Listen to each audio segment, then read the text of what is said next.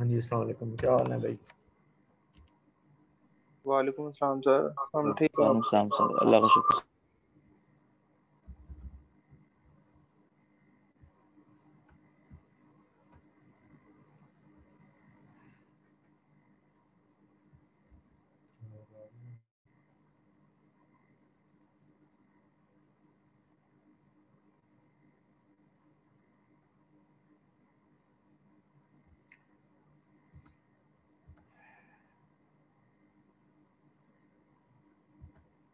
अच्छा, चलें, let's start. आज जो है वो हमने डिफरेंशियल प्रोटेक्शन जो है उसको हम देखेंगे। डिफरेंशियल प्रोटेक्शन, ठीक है। इसकी बहुत सिंपल सी सेटिंग्स हैं ई टैप में। मतलब काफ़ी कुछ उन्होंने एडजस्ट किया हुआ है। बहरहाल डिफरेंशियल प्रोटेक्शन 87 NC इसका नंबर है। और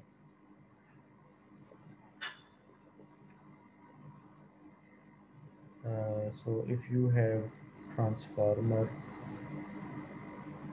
ठीक है, तो इस तरह से हम एक सीटी इधर और एक इधर लगा के वी हैव रिले 87 जो कि हम इस तरह से एडजस्ट कर दें। और जो ब्रेकर है ब्रेकर जो है वो आप you can have a breaker here and here as well, ठीक है। तो आप दोनों में से किसी एक जगह जो है वो ब्रेकर को ले सकते हो या दोनों जगह भी ले सकते हैं। लेकिन जैसे हमने देखा था कि जो ट्रांसफार्मर की एचवी साइड है उस पे ब्रेकर ज़रा कम ही रखे जाते हैं। लेकिन बहरहाल हमारा सिस्टम जो है ये लो वोल्टेज वाला ही है, यानी 12.47 केवी है। तो यहाँ भी आपके पास यानी अगर इफ़ यू हैव 12.47 केवी, ये हमारी एक लो वोल्टेज साइड ही है, ठीक है। तो मतलब कोई इतना हाई हाई वोल्ट तो नहीं हम कह सकते, हम मीडियम वोल्ट कह सकते हैं इसको। चलिए, अगर लो वोल्ट ना कहें तो इसको हम मीडियम कह सकते हैं, मीडियम कैटेगरी ऑफ पैनल्स के लिहाज से। और ये हमारी फिर एलवी साइड आ जाती है। इसको आप 3.3 के भी रख सकते हैं जैसे हमने लास्ट टाइम रखा था, या 6.4 के भी, इन दोनों में से कोई सा लेवल आप ले सकते हैं, ठीक है। और 87 जो रिले है इसकी हमें नो टाइम एडजस्टमेंट, इसकी हमें कोई भी टाइम की एडजस्टमेंट करने की ज़रूरत नहीं है, क्योंकि ये इंस्टेंटेनियसली एक्ट करती है। यानी इसका मतलब ये है कि जब भी इस रिले का पिकअप कॉइल जो है, यानी ऑपरेटिंग कॉइल जो है वो टॉर्क देगा, इसका मतलब ये है कि वाकई में अब फॉल्ट आ गया है। क्योंकि अगर हम परसेंटेज वाली रिले की बात करते हैं तो उसमें रेस्ट्रेंट कॉइल्स भी हैं, यानी नेगेटिव टॉर्क भी है। इसका मतलब ये है कि रिले पिक ना करे। इसका मतलब ये है अगर ऑपरेटिंग कॉइल में अब आपके पास करंट है और रिले पिक कर रही है तो अब किसी भी फर्दर डिले की ज़रूरत नहीं है, समझे ना। यानी no time adjustment because already we have percentage arrangement, ठीक है। मतलब ऑलरेडी आप परसेंटेज जो है उसको आप देख रहे हो, एरर्स को आप निकाल रहे हो, ठीक है। तो टाइम की जो एडजस्टमेंट है वो दो लिहाज से की जाती है। ये बहुत इंपॉर्टेंट पॉइंट है। एक तो आप करते हैं कोऑर्डिनेशन के लिए, जो जनरली नोन है एक चीज़। और दूसरा जो है वो टाइम के एडजस्टमेंट आप उस वक्त भी करते हैं when you have to exclude the false information, false और एरर वाली जो इंफॉर्मेशन होती है करंट में, इंफॉर्मेशन इन द करंट, इस चीज़ को अगर आपने एक्सक्लूड करना है तो भी टाइम को हमें ज़रूरी होता है। मगर अब यहाँ पे चूंकि इसकी कोऑर्डिनेशन तो रिक्वायर्ड नहीं है, ठीक है। यानी 87 में नो कोऑर्डिनेशन, क्योंकि अब यहाँ पर कोऑर्डिनेशन रिक्वायर्ड नहीं है, एक बात तो दूसरी बात ये कि के ने, यानी ये पहला पॉइंट हो गया, और ये के वाला जो है ये सेकंड पॉइंट हो गया। के ने ऑलरेडी परसेंटेज एरर्स जो हैं उसको एक्सक्लूड कर दिया है, तो इसीलिए इसमें हमें टाइम की एडजस्टमेंट नहीं होती। इसमें आप मिनिमम टाइम भी ले सकते हैं, which is 20 millisecond, 30 millisecond, जितना भी रिले आपको मैन्युफैक्चरर मिनिमम टाइम दे सकता है, आप उस मिनिमम टाइम में अपने डिफरेंशियल को ऑपरेट करवा सकते हैं। ठीक है, तो बाकी रही इसकी पिकअप की बात, तो वो भी जो हमें 87 यहाँ ई टैप में एक ये दे रहा है, उसमें भी वो पिकअप को नहीं उसकी एडजस्टमेंट लेता, यानी the relay will be picked at its, आप यूँ कह सकते हो सम मिनिमम वैल्यू और some value that is already adjusted. ठीक है, तो पिकअप की वैल्यू भी हम एक मतलब मिनिमम ले सकते हैं। अच्छा, उसमें ये है कि वो हम अब करेंगे तो यानी वो पता चल जाएगा एक्चुअली वो बात जो है वो पिकअप के लिहाज से क्या है। सही, तो उसमें ये है ना कि पिकअप में भी, क्योंकि जब आपके पास इन जोन फॉल्ट आ जाता है ना, तो वो उसकी मिनिमम पिकअप से वेल अबव ही होता है, और वो इसीलिए फिर जो हमारी रिले वो पिक कर जाती है। हाँ, ये ज़रूरी है कि उसमें के फैक्टर का सारा एक्सक्लूजन हो, मगर वो जो फॉल्ट होगा वो इतना स्ट्रॉन्ग होगा कि वो मिनिमम पिकअप से ऊपर ही होगा और वो ट्रिप कर ही जाएगी रिले। तो जो 87 हम एडिट मोड से उठाएंगे ना, वहाँ से तो वो इसकी कोई सेटिंग नहीं दे रहा, ना टाइम की, ना इस टाइम की तो देता है, कहता है मिनिमम टाइम आप एडजस्ट कर लें, पिकअप की नहीं दे रहा। ठीक है, तो एक जो फर्स्ट हमारा इसमें आ जाए वो डिफरेंशियल प्रोटेक्शन का, तो इसको पहले हम देख लेते हैं।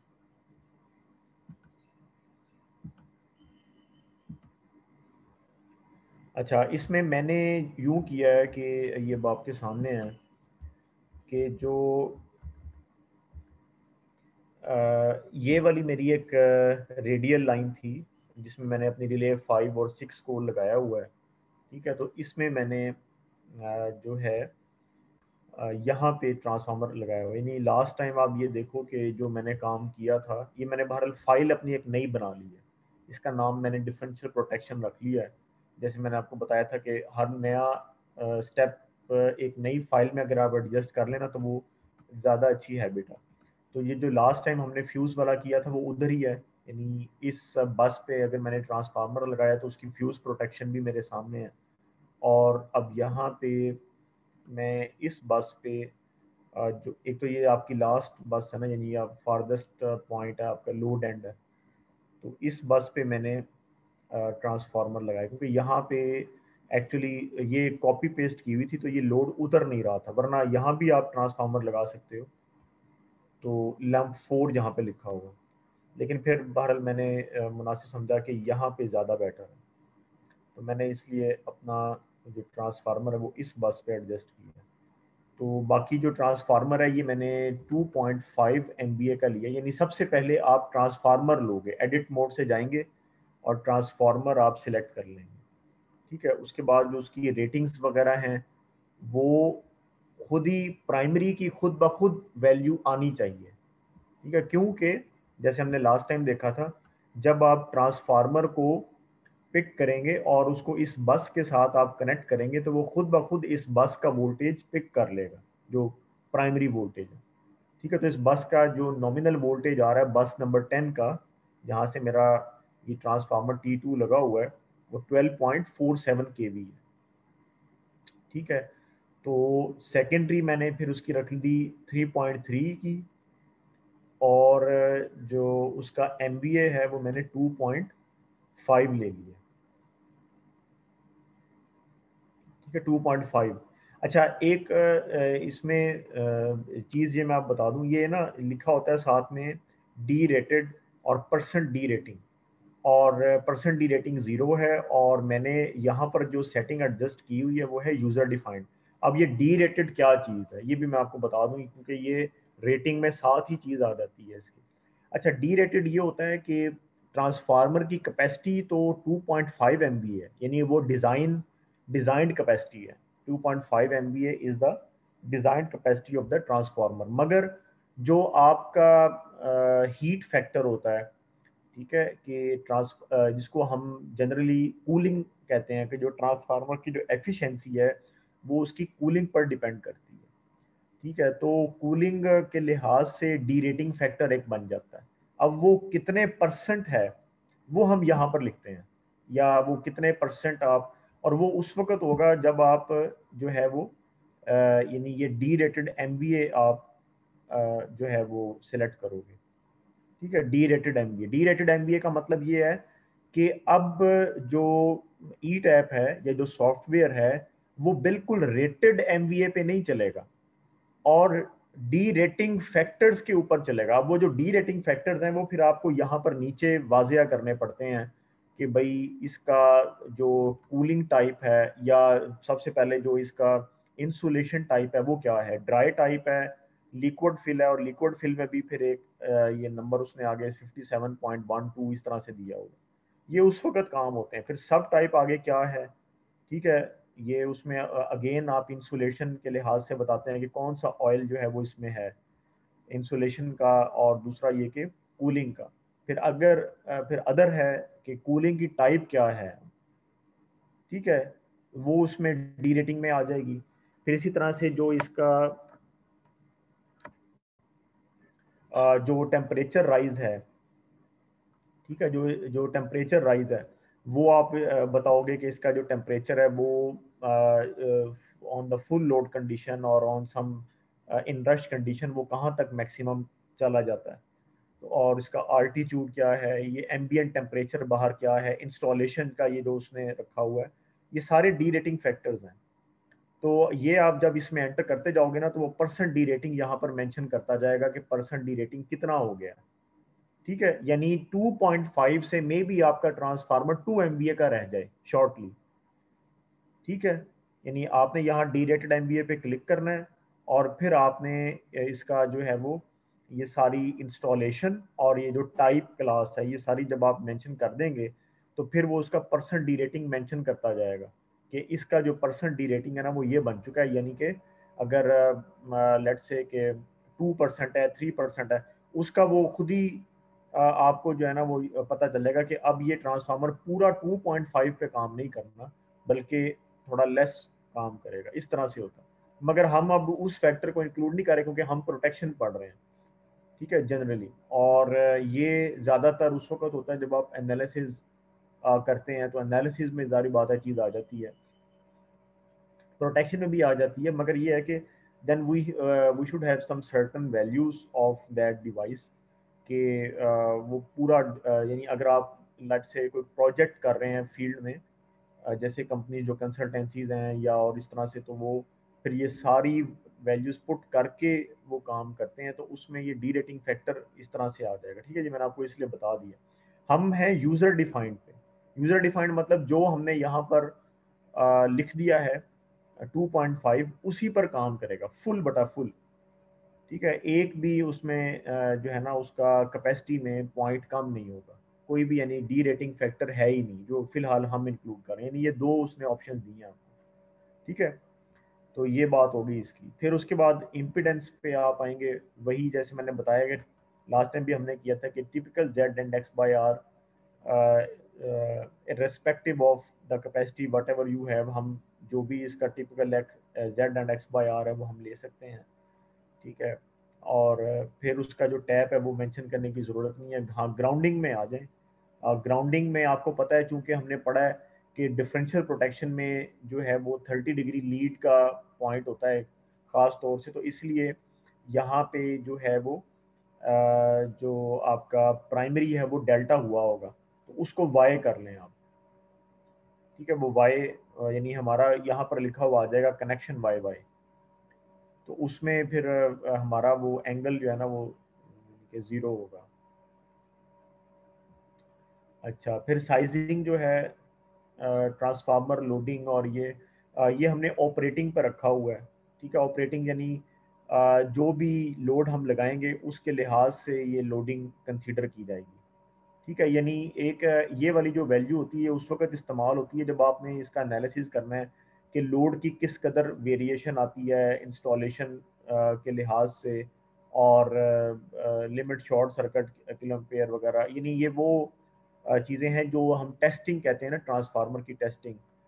ये वो उस वक्त सारी वैल्यूज़ फिर एंटर, यानी जब आपके पास ये डाटा हो कि इस बस पे या इस ग्रिड पे इस कदर लोड की वेरिएशन है, और वो सारी चीज़ें आप फिर ये इसमें यानी एंटर वगैरह कर देते हैं या आ जाती हैं, तो फिर आप उसका एनालिसिस वक्त करते हैं। लिहाजा हमारे लिए फ़िलहाल अभी ये वाला सेक्शन नहीं है। प्रोटेक्शन जो है इसमें हमारे लिए ये लास्ट टाइम ज़रूरी था, क्योंकि वी वर डीलिंग विद क्या उसको कहते हैं कि फ्यूजेस। अब हमारे पास जो है वो चूँकि आपकी डिफरेंशियल रिले जो है वो लगी हुई है, तो अब हमारे लिए ये इसलिए ज़रूरी नहीं है क्योंकि हमने यानी इसको कोऑर्डिनेट नहीं करना। ठीक है, जब हमने कोऑर्डिनेट करना होता है ना रिले को, तो ज़ाहिर बात है आपको पता है तब हम फॉल्ट डाटा को कंसीडर करते हैं। तो अभी फ़िलहाल हमने अभी 87 लगानी है। अभी जैसे आप देख रहे होगे यहाँ पे, ये मेरा जहाँ एरो है यहाँ पे 87 लगा हुआ है, वो मैं भी आपको बता देता हूँ, वो आपको एडिट मोड से मिल जाएगा 87 रिले।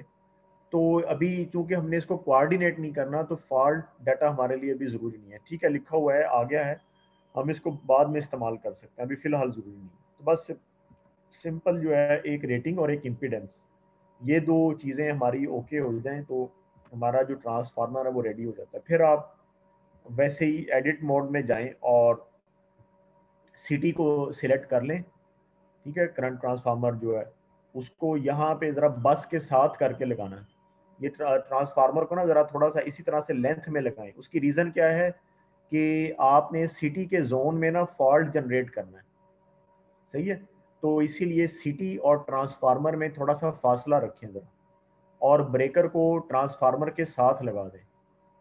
ठीक है, ब्रेकर को ट्रांसफार्मर के थोड़ा सा साथ करके लगा दें, ताकि ये वाला जो जोन है अब आपका जो सिटी और ट्रांसफार्मर के दरमियान है, ये ज़रा थोड़ा सा वाजिया हो जाए, ताकि यहाँ पर हम फॉल्ट जनरेट कर सकें। यानी ये हमारा वो जोन ऑफ प्रोटेक्शन बन जाएगा। सिमिलरली दो सिटीज़ लेने, एक ऊपर और एक जो है वो नीचे। अच्छा, उससे पहले आप यूं करें, सिटी भी ले लीजिएगा, पहले आप यूं करें कि पहले आप एक लंप लोड ले लें और ये बस आप इस तरह से बना लें। मैंने दो लोड्स लगाए हैं अलग अलग, उसका भी एक पर्पस है, आप भी यूं ही कर लें, दो लोड्स अलग अलग लगा लें। और मेरी पहले आप लोड लगा लें, सिटी बाद में ले लें। ठीक है, सिटी बाद में ले लो, पहले लोड लगा लो। लोड जो है वो यहाँ से आप लंप लोड ही सिलेक्ट कर लेंगे। ठीक है, उसको लंप लोड को सिलेक्ट करके तो ट्रांसफार्मर के साथ कनेक्ट कर दें। इससे लोड जो है वो वोल्टेज की वैल्यू ट्रांसफार्मर से खुद ब खुद ही ले लेगा, और उसको इतने इतने डिस्टेंस तक ले आए जैसे मैंने एक ज़रा ख़ास डिस्टेंस पे रखा हुआ। ठीक है, फिर इस बस को एक्सटेंड कर लें और एक लोड और लगा लें। अब मेरी ये ट्रांसफार्मर की जो टोटल कैपेसिटी है वो 2.5 MVA है। ठीक है, तो मैंने जो लोड है वो 2.4 MVA का टोटल लोड लगाया हुआ है, ताकि जो 0.1 MVA है उसका अगर कोई आप यूं कह लें कि लॉस है और समथिंग, मतलब वो उसमें कवर हो जाएगा।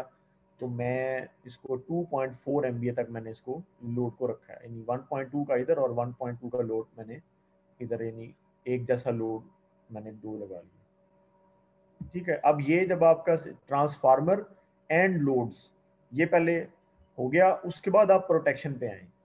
अब आप यहाँ से जैसे मैंने बताया सिटी ले लें, यहाँ पे एडजस्ट कर लें, और एक सिटी यहाँ पे इस नीचे वाली बस के थोड़ा सा ज़रा मतलब पास करके, ये दो सिटीज़ ले ली है आपने। उसके बाद जो इनकी रेशो है, हाँ जी जी फायदा। सर आपने दो लोड्स क्यों लगाए हैं? हमारा काम दो, एक लोड के भी नहीं हो सकता था? हाँ हो सकता है, बिल्कुल बिल्कुल। आप अभी दो लोड्स लगा लें। मैंने बताया कि हम ना एक प्रोटेक्शन और भी पढ़ेंगे जो कि हमने बुक में पढ़ी थी, तो उसके लिए मैंने ये लिया है। फिर वो सर मतलब उस वक्त अगर लेना चाहें उस वक्त ले लें। फिर अगर आपने एक लोड लगाना है ना, तो उसी को 2.4 MVA का बना लें। ठीक है, ताकि कंसीडरेबल फॉल्ट करंट यहाँ पर बन जाए। ठीक है, आप बेशक एक लोड यस लगा सर। लें, बाद में दूसरा लगा लीजिएगा, मगर फिर उसको, जैसे ट्रांसफार्मर की कैपेसिटी आपके सामने 2.5 है, तो लोड को फिर आप 2.4 का बना लें, अगर आप फिलहाल 2 नहीं लेना चाह रहे तो वो कोई ऐसी बात नहीं। ठीक है, यानी ओके ये सर। कोई ये रिक्वायरमेंट कुछ भी नहीं है, ये तो मैंने बताया कि अगला स्टेप के लिए मैंने ये लगाया था। आप बेशक इसको जो है वो एक लोड ले लें, वो कोई ऐसी बात नहीं। अच्छा, ओके सर। तो ये 2 सीटीज आपने ले लिए। अच्छा, अब इनकी जो है अपना रेटिंग जो है वो हमने ट्रांसफार्मर से देखनी है। ठीक है ना, यानी सीटीज को हम हमेशा जो है वो फुल लोड पर सेट किया करते हैं। ठीक है, तो सीटी चूंकि ट्रांसफार्मर पर लगा है, तो इसीलिए हम ट्रांसफार्मर को ओपन करेंगे सिंपली, यानी बिल्कुल ऐसे ही जैसे हमने लास्ट टाइम जो फ्यूज की कंटिन्यूअस रेटिंग देखी थी, वो ट्रांसफार्मर का वो जो FLA था वहां से हमने देखी थी। तो आप दोबारा ट्रांसफार्मर को ओपन कर लें और उसका जो FLA है उस पर ज़रा अगर आप फोकस करें, तो प्राइमरी साइड का जो FLA है मेरा वो 115.7 आ रहा है।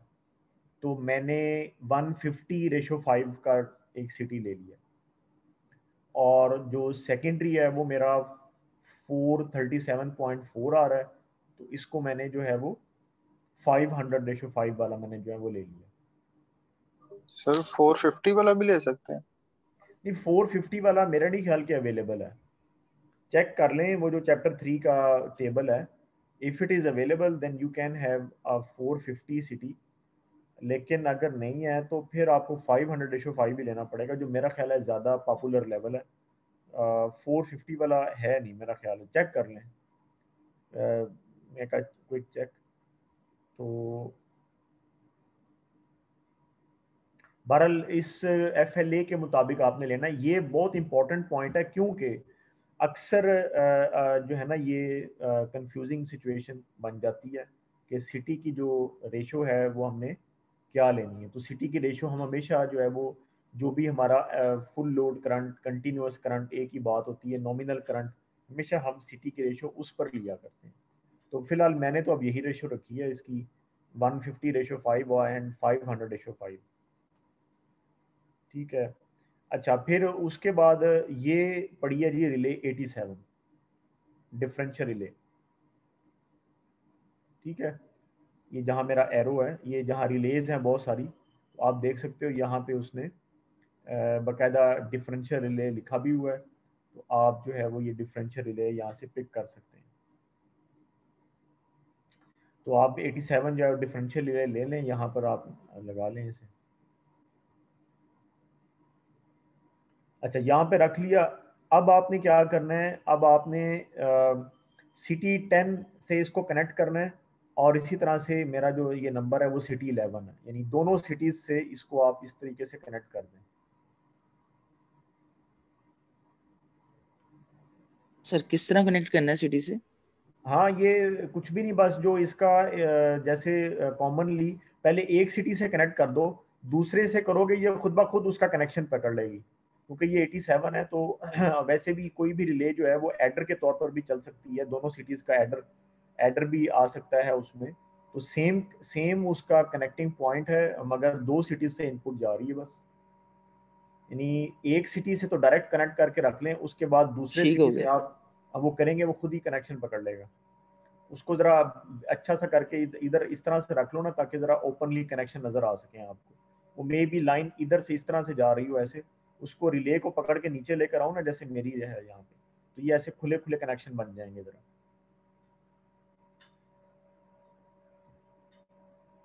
अच्छा, दूसरा जो एक इम्पॉर्टेंट पॉइंट है वो ये है कि दोनों दोनों सिटीज में से एक को आपने ना रिवर्स पोलैरिटी पे करना है, और वो ऐसे कि मैंने तो ये नीचे वाले को किया है, दोनों में से एक रिवर्स पोलैरिटी पे होगा। तो आप नीचे वाले को क्लिक कर लें, जो भी आपका ये नीचे वाला सिटी लगा हुआ है दूसरा, यानी सिटी 2 सेकेंडरी पे जो लगा हुआ है, उसको आप डबल क्लिक करें, तो यहाँ पे पहले ही इन्फो जो है, इन्फो वाला जो टैग है, उसमें बॉटम में यहाँ पे रिवर्स पोलैरिटी लिखा हुआ है, उसको टिक कर दें आप। ठीक है, ताकि वो डिफरेंशियल करंट जाए 87 में ना। ये वो डॉट मार्किंग वाला ही हिसाब है एक्चुअली, और कुछ नहीं। तो ये रिवर्स पोलैरिटी का आपने चेक करना है तो ये चलेगा। ठीक है, उसके बाद अब आप 87 को डबल क्लिक करें और इधर आ जाएं आप।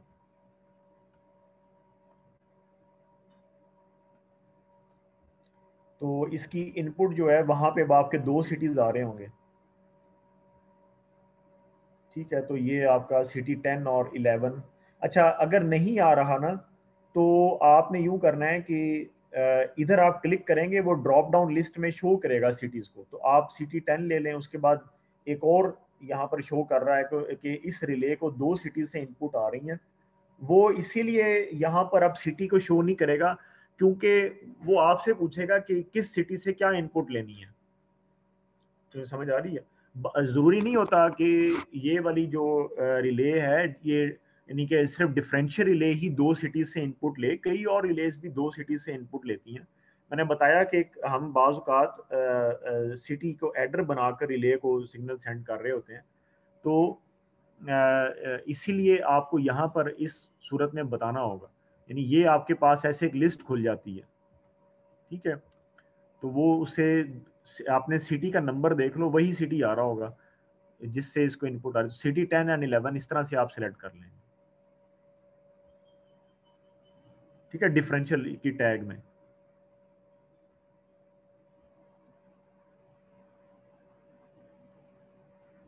ठीक है, अच्छा उसके बाद फिर आउटपुट में आ जाओ और वो ब्रेकर जो आपने यहाँ पर रखा था सेकेंडरी की अपना प्राइमरी की साइड पे, उसको आप सिलेक्ट कर लें, यहाँ पे आउटपुट में ऐड कर लें और एक्शन उसका ओपन कर लें। ठीक है, ये तो बहुत कॉमन सा स्टेप है। उसके बाद आप डिफरेंशियल में आ जाएं। डिफरेंशियल में ना आपके पास 2 ऑप्शंस हैं। एक तो ये है कि पहले आप लाइब्रेरी में जाकर भी डिफरेंशियल किसी का ले सकते हैं। मैंने तो वही ले लिया जो उसने मुझे एडिट मोड में दिया। ठीक है, मतलब मैं तो किसी फिलहाल कंपनी खास आप देख रहे होंगे, इसीलिए ऊपर का जो ये स्पेस है ये खाली है, यानी यहाँ पर वो कोई भी शो नहीं कर रहा कि मैंने लाइब्रेरी से कुछ जो है ना कोई इनपुट जो है वो ली है या लाइब्रेरी यूज़ की है। आई हैवंट यूज लाइब्रेरी, मैंने तो जो उसने बाहर 87 रखा हुआ था वही ले लिया।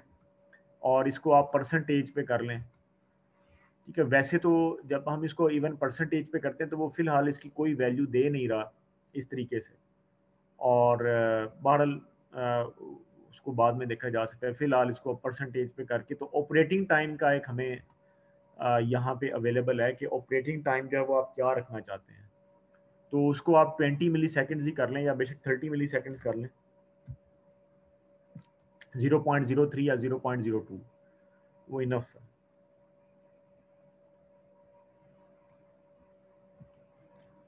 ठीक है, फिर उसके बाद आप जो है वो इसको ओके कर दें तो ये मतलब आपकी रिले जो है वो बेसिक जो ऑपरेशन है वो हमारा यहाँ पे ये नहीं हो जाएगा इसका।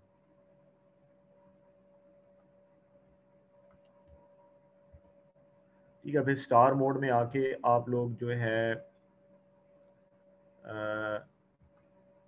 3 फेज फॉल्ट क्रिएट करें। मैंने उधर सेटिंग लगाई हुई थी, तो आप 3 फेज फॉल्ट जो है वो आप यहाँ पे करेंगे।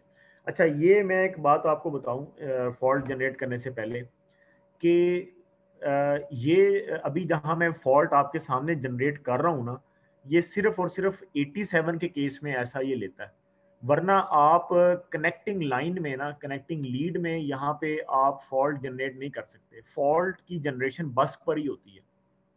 ठीक है, ये मैं यानी आपको अभी बात पता भी चल जाएगी। आप ये फॉल्ट जो है वो सिटी और ब्रेकर के दरमियान, जैसे मैंने बताया था, हमने एक खास जगह रखी हुई है, आप वहाँ पे ये फॉल्ट जनरेट करें। हाँ जी, GMR। सर ये जो लोड है ये मोटर लोड है कि स्टैटिक लोड है? हाँ, नहीं, इसका मोटरिंग एक्शन खत्म कर दें।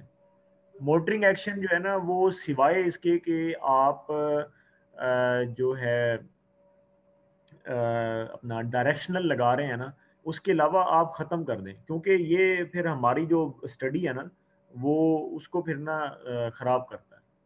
वो हमारी स्टडी हो नहीं सकती। आपने लोड जो है ना उसका मोटरिंग एक्शन 0 ही रखना है। ये बात हमेशा फॉलो होती रहेगी जब तक कि अनटिल एंड अनलेस आप 67 ऑपरेशन जो है वो नहीं कर रहे। यानी डायरेक्शनल में आप बाकायदा से मोटर का कंट्रीब्यूशन लें बाकायदा से, और उसको आप देखें कि जो मोटर का जो कंट्रीब्यूशन है, अभी भी ये देखो कि ये वाली जो मेरी रिले पिक हो रही है, जो अच्छा ये मैं बाद में बताऊंगा, यहाँ पे पहले फॉल्ट जनरेट कर लें और सीक्वेंस ऑफ ऑपरेशन में आप आए तो वो आपको बाकायदा बता रहा है कि जो रिले 8 है आपकी, वो 30 मिली सेकेंड पे एक फेज फॉल्ट है, उसके लिए ट्रिप कर रही है, और जो ऑपरेशन हो रहा है वो 87 ऑपरेशन हो रहा है। ठीक है, यानी जोन में फॉल्ट आया और उसने बाकायदा से उसको इंडिकेट किया कि रिले 8 जो है that is operating on differential condition for phase fault at 30 millisecond, और 83.3 पे मेरा ब्रेकर लग गया। ठीक है, तो पहले तो इसको आप देख लें, फिर हम बाकी हम अभी किसी चीज़ को भी नहीं देखेंगे, बाकी किसी भी रिले को पीछे ना देखें अभी। अच्छा, फिर आप दूसरे सेकेंडरी की साइड पे भी इसी तरह से जोन में फॉल्ट जनरेट करें and check firstly we will check our differential operation। अच्छा, ये ऊपर देखो, ये जहाँ सीक्वेंस ऑफ ऑपरेशन में है, अब ये वाली बात है जो मैं आपको बता रहा था। ये देखो ये क्या लिखा हुआ ऊपर, 3 phase symmetrical fault on connector between CT11 and T2। क्यों नहीं समझ आई बात? ये मैं आपको बता रहा था कि ये सिर्फ डिफरेंशियल के केस में जो कनेक्टर है ना, कनेक्टर उस पे ये फॉल्ट लेता है, और उसको बकायदा उसने लिखा है कि ये क्योंकि कनेक्टर ना ई टैप में सिंपल एक कनेक्टर है, नथिंग एल्स, यानी वो उसकी कोई इम्पिडेंस नहीं है, ये एक लीड के तौर पर इसको कंसीडर करता है, लीड के तौर पर। और डिफरेंशियल के केस में ये चीज़ कंसीडर की जाती है कि आपकी जो लीड्स सिटी से ट्रांसफार्मर में, सिटी और ट्रांसफार्मर के दरमियान जो आपके पास जो जोन है, जो इसको जो ये लीड कह रहा है, इसको ये लीड कह रहा है, हमारा वो जोन कहलाता है। उसमें अगर फॉल्ट बन जाएगा तो ई टैब उसको लीड या कनेक्टर के तौर पर बता रहा है। वैसे लीड का लफ्ज नहीं मुझे कहना चाहिए, क्योंकि लीड जो होती है वो सिटी से लेकर रिले तक होती है। ठीक है, बाज़ का अल्फाज जो है वो हमें केयरफुल इस्तेमाल करना पड़ते हैं, क्योंकि अभी तक जो हमने पढ़ा है, और ऐसे ही होता है फील्ड में भी, कि सिटी से रिले तक लीड कंसीडर की जाती है। उसके अलावा उसने जो भी पॉइंट बताया वो कनेक्टर है, और कनेक्टर ई टैप की जबान में है कि सिटी और ट्रांसफार्मर के दरमियान जो कनेक्टर है, और हमारा ये जोन कहलाता है, जोन। उसकी वजह क्या है कि सिटी और मेन ट्रांसफार्मर में कोई भी ऐसा वायर्ड कनेक्शन नहीं होता, क्योंकि सिटी ने तो डायरेक्ट अपने अंदर से बस एक प्राइमरी पास करना है ट्रांसफार्मर का, यानी एक एक कंडक्टर पास करना है, लिहाजा सिटी और ट्रांसफार्मर का कोई आपस का कोई कनेक्शन नहीं है। ठीक है, इसलिए इस कंफ्यूजन में ना आना कि शायद, क्योंकि ये जिस तरह लिख रहा है on connector between CT11 and T2। ठीक है, यहाँ पर जो मैंने बताया ये कनेक्टर ई टैप का लफ्ज है, इससे मुराद जोन है आपका, जो सेकेंडरी में जो जोन बन रहा है, इसी तरह जो प्राइमरी में आपका जोन बनेगा। और वो होता क्या है, वो एक आप यूं कह लें कि ये जोन जितना छोटा होता जाएगा हमें पता चलता जाएगा कि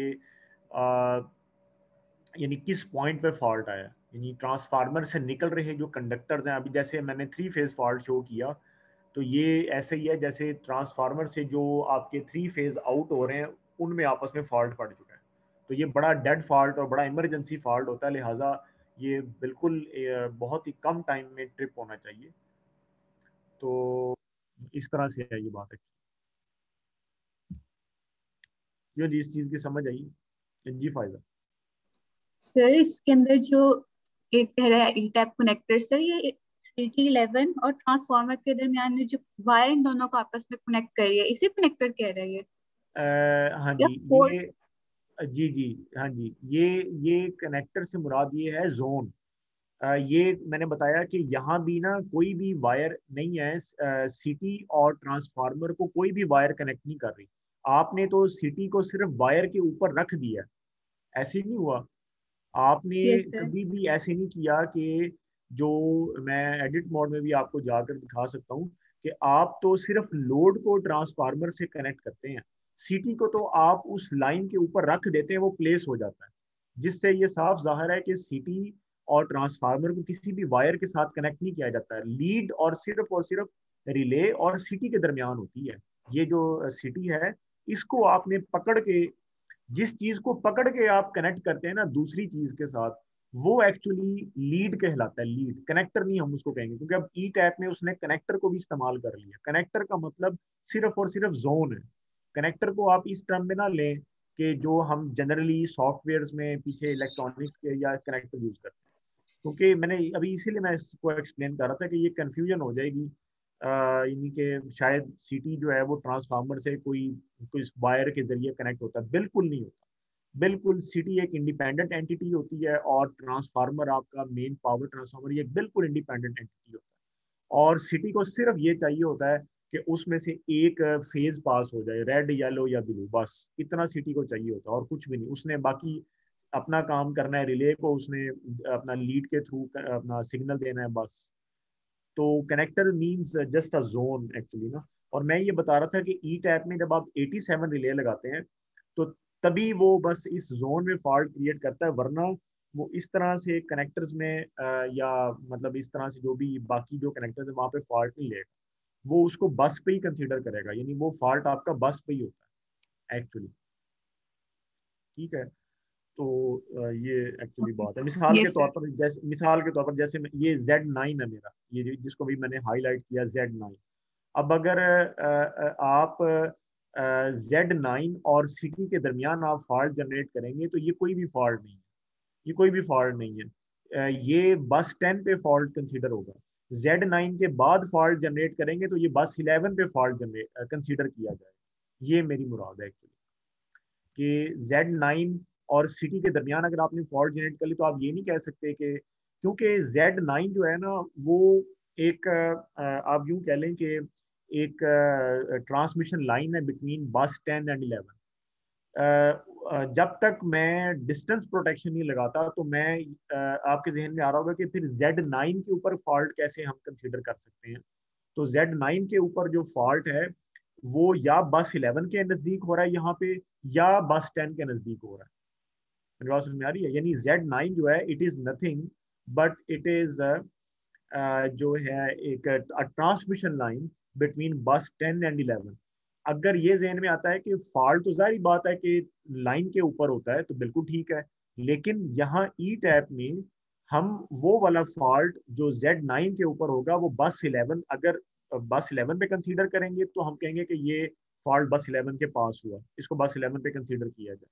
अगर जब हम फॉल्ट बस 10 पे डालते हैं, इसका मतलब ये कि Z9 पर ही फॉल्ट हुआ मगर बस 10 के पास हुआ। समझ आई? और अगर मिड वे होता है कहीं, अब ये भी एक क्वेश्चन है, अगर मिड वे होता है, वो फिर वो अलहदा स्टडी है, वो डिस्टेंस प्रोटेक्शन में आ जाती है। ठीक है कि वो सिर्फ उसलिए होता है, यानी कि एक सेकंड में वाइट बोर्ड पे बताता हूँ इसको। वो सिर्फ उसलिए होता है कि आप ये जानना चाहते हैं कि हुआ कहाँ है, लोकेशन जानना चाहते हैं। यानी ये बात हो रही है कि ये आपकी बस 10 है, ये बस 11 है, ये ग्रिड है, ये ग्रिड नंबर 10 आप इसको कह लें। ये आपका ग्रिड नंबर जो है वो 11 है। हमने इनके दरमियान ऐसे Z9 लगा रखा है ऐसे, और आपने भी इस तरह की कई इम्पिडेंसेस लगाई हुई। अब ये क्या है, ये Z9 जो है, इसको अगर मैं इधर बनाऊं तो ये 3 फेज हैं, रेड येलो एंड ब्लू, इस तरह से रेड येलो एंड ब्लू। अब आप जो है वो 3 फेज फॉल्ट कंसीडर करते हैं, ठीक है, इस तरह से, या लाइन टू लाइन फॉल्ट जो है वो कंसीडर करते हैं आप, या लाइन टू ग्राउंड आप फॉल्ट जो भी आप कंसीडर कर लें, तो उसको या आप बस नंबर 11 पे कंसीडर कर रहे होंगे, होगा फॉल्ट Z9 के ऊपर ही, या उसको आप बस 11 पे कंसीडर कर रहे हैं, या फिर आप उसको जो है वो बस नंबर 10 पे कंसीडर कर रहे हैं। और इस तरह हम क्यों करते हैं, ताकि जब हम उसको बस 11 पे कंसीडर करें तो फिर हम देखें कि जो है यानी कि यहाँ पे हमारी रिले कैसे ऑपरेट करती है। जब हम उसको बस 10 पे कंसीडर करेंगे इसी फॉल्ट को जो Z9 पे हुआ है, तो फिर हम देखेंगे कि अच्छा अब रिलेज हमारी कैसे ऑपरेट करती है। ठीक है। रही बात ये कि डिस्टेंस जो प्रोटेक्शन में भी हम आपके जहन में हो, तो अभी हमने वो पढ़ी नहीं, तो वो सिर्फ और सिर्फ लोकेशन को डिटेक्ट करने के लिए होती है कि आपका जो जोन है वो क्या है। ठीक है, नो डाउट वो भी और वो जो है वो एक्स या और जेड बेस्ड ऑपरेट करती है, यानी उसका जो सेंसर है इस रिले का वो जेड बेस्ड है, यानी ये इसका सेंसर है, जेड इसका सेंसर है। ठीक है, तो ये क्या मुराद है, यानी ये कि अच्छा ये जो है मोर पर्टिकुलरली यानी एक बंदा ये कहता है कि समझ नहीं आ रही है बीबी कि ये जो यहाँ पर फॉल्ट आया अभी जहां मैंने शो किया या यहाँ पर आया जहां मैं अब शो कर रहा हूँ, ये फॉल्ट किसका बनता है, 10 क्या जोन में आ रहा है, 11 के जोन में आ रहा है, कुछ समझ नहीं आ रही। तो आप कह सकते हैं कि अच्छा जी आप फिर डिस्टेंस प्रोटेक्शन लगाएं पर्टिकुलरली एक्चुअली, तो वो यानी तब ये चीज क्लियर हो जाएगी। ठीक है, क्योंकि अगर मैं यहाँ पे भी जितना भी है अपना डिस्टेंस प्रोटेक्शन में वो बता देगा कि अच्छा जी, लेकिन तब भी वो लोकेशन बताएगा।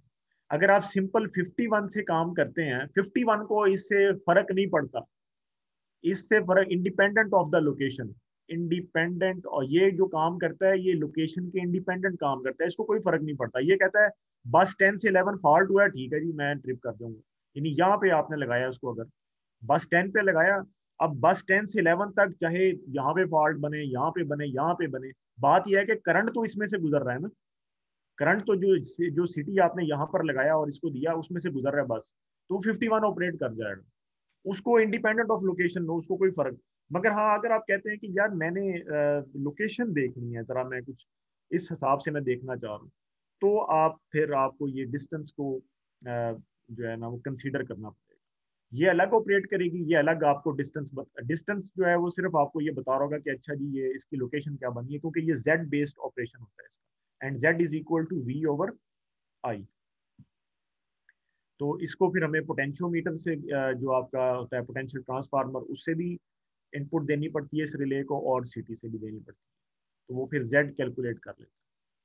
तो ये एक्चुअली ये बात है जो मैं बता रहा हूँ। तो अब हम जो कर रहे हैं, अब हम क्या कर रहे थे, अब हम ये कर रहे थे कि सिटी और ट्रांसफार्मर के दरमियान हम फॉल्ट जनरेट कर रहे थे, वो पर्टिकुलरली 87 के लिए ई टैप ने अपने अंदर ये चीज रखी हुई, 87 ऑपरेशन जो है। ठीक है, क्लियर होगी बात? Yes sir. अच्छा, तो ये हमने चेक कर लिया कि जो है ये इस तरीके से ये ऑपरेट करता है, और जो हमारा अच्छा अब ये देखो मिसाल के तौर पर मैं जब यहाँ पे फॉल्ट जनरेट करता हूँ, अब हम दूसरी रिलेज को भी देख लेते हैं थोड़ा सा कि लेट्स से कि जो पीछे हमारा, हालांकि मुझे भी उसको देखना पड़ेगा या एक दफ़ा सेटिंग में भी मुझे करनी पड़े, मगर जो हमने ऑलरेडी सेटिंग की हुई है उसके लिहाज से कैसा परफॉर्म हो रहा है। तो जब मैं सेकेंडरी पे फॉल्ट जनरेट करता हूँ फिर तो बड़ा अच्छा चल रहा है, ठीक चल रहा है कि पहले पहले मेरा 87 ऑपरेशन ही होता है, सीक्वेंस ऑफ ऑपरेशन भी खोल लेते हैं साथ ही, यहाँ पे रखते हैं। हाँ अब ये ठीक, तो पहले हमारा 87 ऑपरेशन हो रहा है, बिल्कुल ठीक है।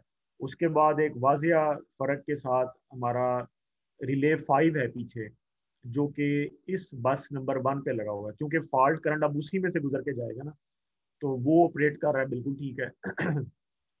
ठीक है, उसके बाद पीछे रिले 7 है जो कि फॉर एंड रिले है, और वो ऑपरेट कर रहा है, तो उसका टाइम बहुत ही ज़्यादा है, कहाँ 30 मिली सेकेंड फर्स्ट रिले का, और बेशक सेकेंड रिले का भी 355 है, तो इसका 847 है, जो कि इस रिप्रेजेंट कर रहा है कि ये वेरी इनवर्स रिले लगी है, यानी इसका जो टाइम है वो बढ़ता जाता है अगर फॉल्ट करंट कम होता जाए तो जो है वो ये यानी हमें सेकेंडरी की साइड पे ठीक है जो हमें ऑपरेशन मिल रहा है। अच्छा, अगर हम इसको करते हैं प्राइमरी की साइड पे यहाँ पे, तो पहले हमारा ये रिले चला, फिर ये रिले चलती है, फिर ये वाली एक रिले जो है जो आपको रिले 6 नजर आ रही है, जो कि ये मेरा सर्किट ब्रेकर ऑपरेट करवा रही है, ये एक सिर्फ वो वाली रिले है जो कि जो है ना ट्रिप नहीं करनी चाहिए थी या ट्रिप कर रही है। क्यों ट्रिप कर रही है जो आपकी रिले 6 है? क्योंकि मैंने इसको डायरेक्शनल नहीं बनाया, मैं अभी ऊपर से पढ़ देता हूँ सारा, ये जितनी भी मेरे पास समरी आई है। लेकिन डिफॉल्ट आया, सबसे पहले 87 ऑपरेशन हुआ, रिले 8 चल पड़ी, ठीक हो गया जी, रिले 8 और उसका ब्रेकर सी बी 8, ये क्लियर होगी बात। उसके बाद पीछे रिले 5 आ गया, ठीक है जी, वो भी अपने टाइम 355 मिली सेकेंड। और करंट की अमाउंट अब ज्यादा होती जाएगी ना, क्योंकि मैं प्राइमरी पे फॉल्ट जनरेट कर रहा हूँ, तो करंट अब ज्यादा हो गया। So it is now 3.267 kilo ampere, ठीक है। तो यहाँ पे ये 355 मिली सेकेंड पे ऑपरेट कर गई और ठीक हो गया। ये यहाँ पे लगी हुई है रिले 5, ठीक है। तो जाहिर बात है वो उसका एक तरह से बैकअप बन ही जाता है। अच्छा, फिर उसके बाद जो रिले 6 है, यहाँ पे करंट कम है और है भी ऐसे ही है ये इधर। और ये वाला जो करंट ये शो कर रहा है, it is only 242 ampere, it is only 242 ampere, जिस पे ये रिले 51 ऑपरेशन दे रही है। अच्छा, रिले 5 मैं भूल गया बताना, रिले 5 जो है वो मेरी डायरेक्शनल है, तो ये फॉरवर्ड ऑपरेशन में चल रही है, बिल्कुल ठीक है। मगर जो रिले 6 है वो सिर्फ 242 एम्पेयर पे ट्रिप कर रही है, और वो जो 242 एम्पेयर है वो अगर आप जरा देखें तो वो बैक करंट आ रहा है मेरा, इस लोड से बैक करंट आ रहा है, सही। तो यही बात बुक ने भी, आपको याद होगा, आप बेशक ये वाली जो रिकॉर्डिंग है इसको उस लेक्चर में से सुन लीजिएगा जो मैंने डायरेक्शनल का लेक्चर दिया आपको। उसने एक जगह ये लिखा हुआ है कि आप आज तो अपनी रिले को नॉन डायरेक्शनल रख रहे हैं, जैसे मैंने रिले 6 को डायरेक्शनल नहीं बनाया, ये आपके सामने एक बड़ी जबरदस्त एग्जांपल है कि रिले 5 मेरी जो है वो डायरेक्शनल है, यानी फॉरवर्ड ऑपरेशन दे रही है, रिले 6 जो है वो डायरेक्शनल नहीं है। तो मैंने लेट से छोड़ दिया, मैंने कहा जी रिले 6 को डायरेक्शनल बनाने की जरूरत नहीं जो भी वजह से, मगर आज मैं इसको छोड़ देता हूँ। कल किसी भी ऐसे फॉल्ट के लिए एक बैक करंट आता है और वो रिले जो है जो कि बिल्कुल एक हेल्दी सेक्शन है, यानी बस 10 से आगे एक बिल्कुल हेल्दी सेक्शन है, कोई भी प्रॉब्लम नहीं है उसमें और होनी भी नहीं चाहिए, तो वो ऑपरेट कर रही है। तो इसका मकसद ये है, यानी बताने का मतलब ये है कि इसको इस बैक करंट के लिए ऑपरेट नहीं करना चाहिए, ठीक है। तो इसको भी मुझे, इसका मतलब ये है कि या तो अपना पिकअप ज्यादा करना चाहिए, क्योंकि ये लोड एंड पे लगा हुआ है, तो इसका जो पिकअप है मुझे उसको दोबारा देखना चाहिए कि कहीं मैंने पिकअप तो नहीं कम ले लिया। जो रिले आपकी लोड एंड पे लगी हो ना, उसको उसका पिकअप जरूर एक दफा देखें, क्योंकि मे भी आपने लोड के हिसाब से पिकअप लिया होता है तो वो कम ना ले लिया हो। और या फिर दूसरी कंडीशन ये है कि ये देखें कि वो बैक करंट के लिए ऑपरेट कर रहा है, वो बैक करंट के लिए कर रहा है तो मुझे इसको भी डायरेक्शन बनाना चाहिए फिर, तो वो फिर नहीं करेगा। बाकी जो ऊपर रिले 7 है वो बहुत अच्छा ऑपरेट कर रहा है, अब उसका ऑपरेटिंग टाइम सिर्फ 619 मिली सेकेंड हो गया, हालांकि प्रीवियसली वो 800 कुछ था। अब ये इसलिए कम हो गया क्योंकि मेरा फॉल्ट करंट भी 3 किलो एम्पेयर के नजदीक हो चुका है, तो इसीलिए इसका टाइम जो है वो 619 मिली सेकेंड आ गया, जबकि प्रीवियसली जब मैंने सेकेंडरी पे फॉल्ट जनरेट किया था ट्रांसफार्मर के, तो ये वाला टाइम जो है that was 800 something millisecond, और 1 पॉइंट समथिंग किलो एम्पेयर था करंट, ठीक है। तो बीच में जो रिले 6 है वो वाजिया नजर आ रही है कि ये इट शुडंट बी ऑपरेटेड, और वैसे भी फॉल्ट करंट बनता ही नहीं जहाँ पे रिले 5 अगर ऑपरेट कर रही है for 3 kiloampere and relay 7 at again 3 kiloampere something, तो रिले 6 का सर ऑपरेशन ये बनता है। हाँ हाँ हाँ जी सर जी। ये जो रिले 6 सर हमारी जो ऑपरेट हो रही है, सर जो हाँ हाँ हमारा जी यहाँ पे अकॉर्डिंग जो लोड लगा हुआ है सर, लैम्प 4, सर जी ये जी। स्टैटिक तो नहीं ना होगा सर फिर लोड, ये सर मोटर लोड्स में हमारा हाँ, ये शामिल होगा मोटर जो मैंने हमारा बनाया बैकअप हुआ जा रहा था, है फिर। ये मैंने जी जी, ये उस वक्त का मोटर बनाया हुआ जब हमने 67 डिस्कस किया था ना, तो इसको मैंने मोटर बनाया था। हाँ जी, ये ठीक मोटर ही सर। बना हुआ है बिल्कुल। तो ये एक्चुअली तो एक ओवरऑल स्टडी हो गई इस तरह से। वैसे मेन हमारा टॉपिक जो था वो डिफरेंशियल था, लेकिन जैसे मैंने कहा कि पहले हमने उसको देखा, अब उसके बाद हम देखते हैं कि लेटस सी के जो हमारी पहली हमारी जो सेटिंग्स है वो कैसे चल रही हैं, तो वो इस तरीके से जो है वो आपका ऑपरेट कर रही है, ठीक है। तो एक तो ये बात होगी। नेक्स्ट ये है कि ये वाली सेटिंग तो आपने देखा है कि क्वाइट इजी जो डिफरेंशियल की है, क्योंकि डिफरेंशियल जो है ना वो एक इस तरह की चीज़ है जो कि जब ऑपरेट करता है इसका मतलब ये कि वाकई में कोई फॉल्ट है जो कि उस जोन में आया। तो ये बात मैंने पहले भी एक्सप्लेन कर दी। अब ये जो आपका बस 15 है ना, इसको आप इस्तेमाल कर सकते हो, और वो कैसे, जैसे मैंने बताया था कि मैंने एक पर्पस के लिए यहाँ 2 लोड्स लगाए हैं। अब मैं आपके साथ शेयर करता हूँ ये वाला जो ये वाली जो प्रोटेक्शन है इसके लिए। ठीक है। अब आप देखो कि सेकेंडरी पे उसने एक यहाँ पर जैसे बताया था, हमने इस एग्जांपल को भी डिस्कस किया था और हमने कहा था कि हम एक दफ़ा इसको ई टैब में प्रैक्टिस कर लेंगे। Now it is the time कि हम इसको इजीली प्रैक्टिस कर सकते हैं। मैंने क्या किया है, मैंने ये अपनी मेन बस बनाई है आपके सामने और मैंने यहाँ 2 लोड्स लगा दिए।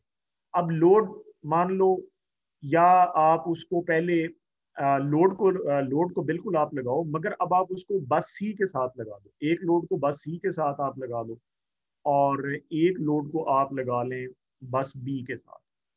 ठीक है, मतलब ये कहने का ये है कि यहाँ पर अब आप कोई जेड की वैल्यू रखेंगे, यहाँ भी कोई जेड की वैल्यू रखेंगे और यहाँ पर आप 2 रिलेज लगा सकते हैं।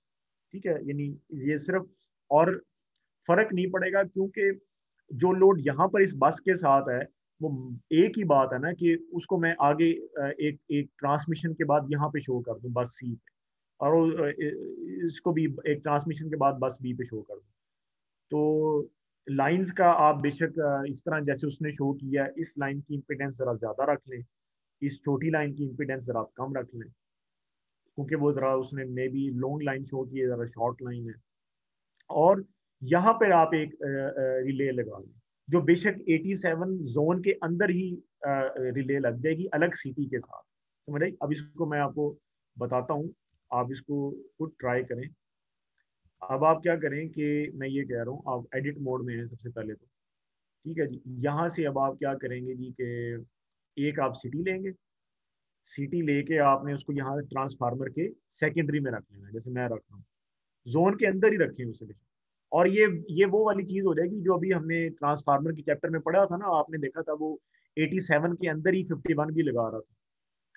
ठीक है, तो इस तरीके से वो भी हो जाएगा। तो ये मेरा सिटी लग गया और ये सिटी 12 बन जाता है। ये कौन सा था? अच्छा, ये 10 था। तो सिटी जो है ये मेरे पास 12 यहाँ पे आ गया। और जो है अपना इसके साथ आगे आप रिले लगा दें। पहले हमें इसकी वैसे तो सेट करनी पड़ेगी। अच्छा, इसकी सेटिंग्स तो बाद में करेंगे, बहरहाल यहाँ पे लगेगा सिटी। तो यहाँ पर आप OCR लगाएंगे सिंपल एक इसके साथ। ठीक है, ऐसे। और जो ब्रेकर है, हाँ, अब आप यूं कर सकते हैं कि इसको और थोड़ा सा नीचे ले आएं और ब्रेकर जो है वो हम देखते हैं कि हाँ ठीक है, अब मेन बस के साथ एक ब्रेकर और आप लगा सकते हैं। और यहाँ पे जैसे ये CB8 लगा हुआ है ना, बिल्कुल इसी तरीके से आप इस ट्रांसफार्मर की सेकेंडरी पे यहाँ एक ब्रेकर और ऐड कर लें और उसको आप रिले 9 के साथ आउटपुट बना दें। ठीक है, इस तरह भी क्योंकि 87 के साथ भी हम बना सकते हैं नो डाउट, लेकिन वो 87 चलेगी तब भी वो 2 ब्रेकर शो कर रहा होगा, वो लंबी सी लिस्ट बन जाएगी। मैंने इसलिए एक ब्रेकर ही रखा। तो आप जो है वो यूं भी कर सकते हैं कि इसमें CB8 को भी ऐड कर लें। ओपन ही करवाना है ना एक्चुअली, तो कि यहाँ प्राइमरी ओपन हो जाएगी तो आगे जारी बात है कि कनेक्शन नहीं जाएगा। तो आप CB8 भी रख सकते हैं या आप यहाँ भी एक ब्रेकर ट्रांसफार्मर के साथ रख सकते हैं, वो आपकी चॉइस। इस ब्रांच को, ये क्या, इस ब्रांच को जो है वो आपने बनाना है। ठीक है, ये वाली जो ब्रांच है इसको अब आप क्या करोगे, जैसे मैंने आपको बताया है, आपने इसको उठा के ऐसे कर देना है और इसको भी आप नीचे ले आए इस तरीके से। और अब आप इनको, अच्छा ये सॉरी, ये कनेक्शन जो है इसको आप खत्म कर दें। तो लोड को ना वो करें, बड़ा सिंपल है। उसके बाद आप एक इम्पीडेंस लेंगे और उसको आप इस बस के साथ और इसके साथ आप कनेक्ट कर दीजिए। तो ये वो बस बन गई है। इसको बड़ा वो बस बना देते हैं। बस 16 जो है ना आपकी, जो है वो जो बस B थी या C थी आखिर वाली जो है, ये आपकी मेन बस बन गई है। और ये, अच्छा हाँ, ये हमने चेक नहीं किया ये भी चेक कर लेते हैं अभी। अच्छा ये फॉल्ट तो नहीं देगा इसका, चलें अब चलो देख लेते हैं। वो मैंने चेक ही नहीं करवाया कि आउट ऑफ जोन वो ट्रिप ही नहीं कर रहा, वो चेक ही नहीं हुआ। वो यहाँ पे चेक होगा, इस बस पे फॉल्ट जनरेट करें ना।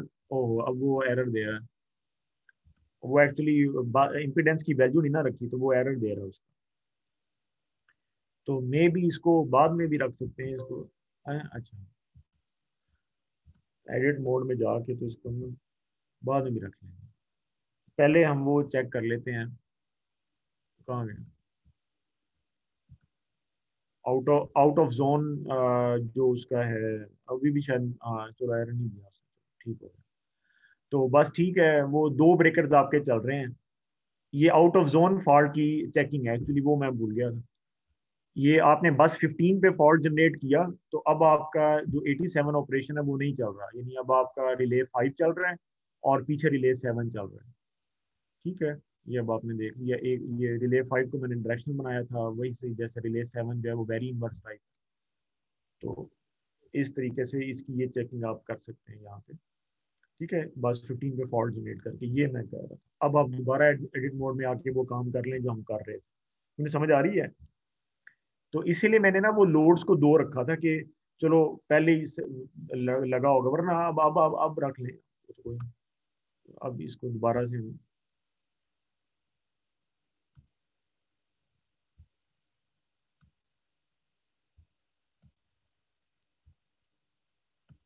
इस तरह, और एक इम्पिडेंस और ले लें।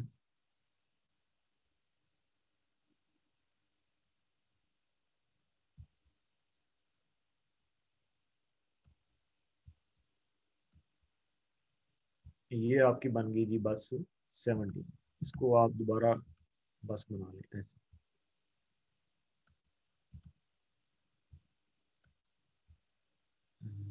ऐसे।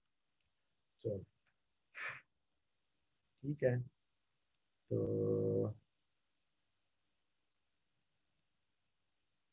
अच्छा हमने इधर भी ब्रेकर लगाने हैं, इधर भी सिटीज और ब्रेकर लगाने हैं हमने, क्योंकि जब हम ये बिल्कुल अब आपकी लोड बसेस बन गई ना, यानी थ्री अपना जो बस 16 और बस 17 है।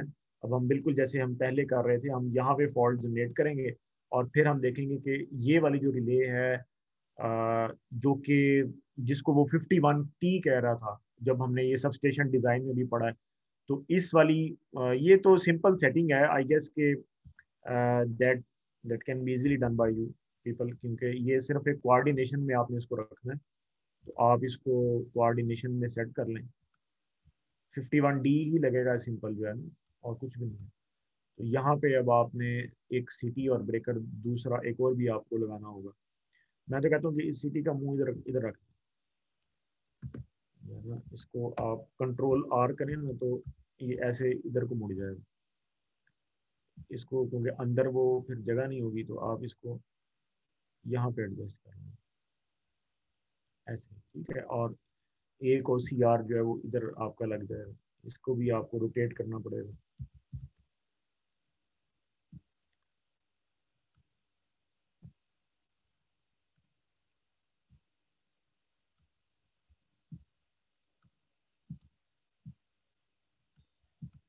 तो ये आपका अच्छा ब्रेकर भी रखना।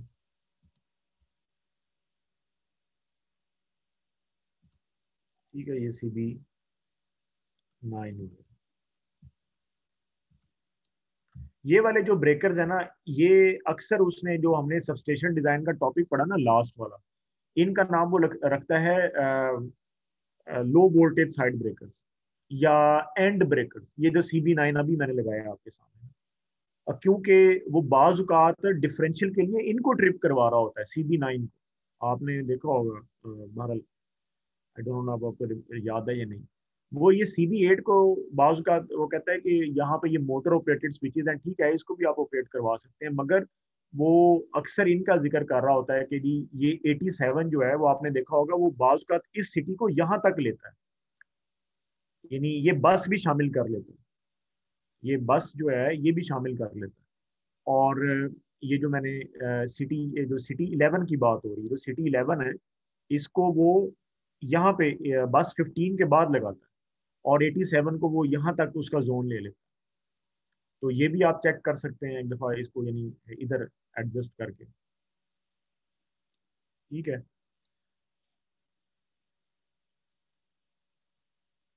रेशो उसकी वही रहेगी क्योंकि करंट तो सेम ही है ना आप। अच्छा नहीं, इस ये जो सिटी लगेगा ना, इसका ये वाला लोड बन जाएगा, यानी 1.2 MVA के मुताबिक। अगर ये अब अलग अलग सिटीज के साथ इधर आ रही, फिर 3 सिटीज बन जाएंगे, यानी एक प्राइमरी का। मुझे समझ आ रही मैं क्या कह रहा हूँ? एक प्राइमरी का और 2 सेकेंडरी के अगर वो रेडियल लाइंस में लगते हैं। मैं उधर आपको बनाकर दिखा देता हूँ, मैं ये बात कह रहा हूँ कि अभी तो आपने यूं किया ना कि एक सिटी आपने यहाँ पर लगाया और सिंपल 87 के साथ उसका आपने कनेक्शन कर दिया, और एक आप यहाँ पे लगा रहे हैं, और ऐसे ऐसे हो रहा है। अब मैं ये कह रहा हूँ कि अब आप, ये आपकी प्राइमरी है, नो डाउट आप इधर एक ही सिटी रखें, और ये वाला जो है ना, ये अब आपका मेन बस जो बन रही है आगे, ये एक रेडियल लाइन है और ये है दूसरी रेडियल लाइन। अब एक सिटी जो इधर लग जाएगा वो इस लोड के मुताबिक लगेगा, ये जो भी आपने एमवीए में लोड रखा हुआ है, और जो यहाँ पर है अब आपकी ये इनपुट, ठीक है, और ये इनपुट, और यहाँ से जो है वो इसकी ये वाली, ये 87 में उसने ऐसे भी शो किया, और क्यों जी ऐसे है ना, इस तरह से। ठीक है, ये भी आप चेक कर सकते हो।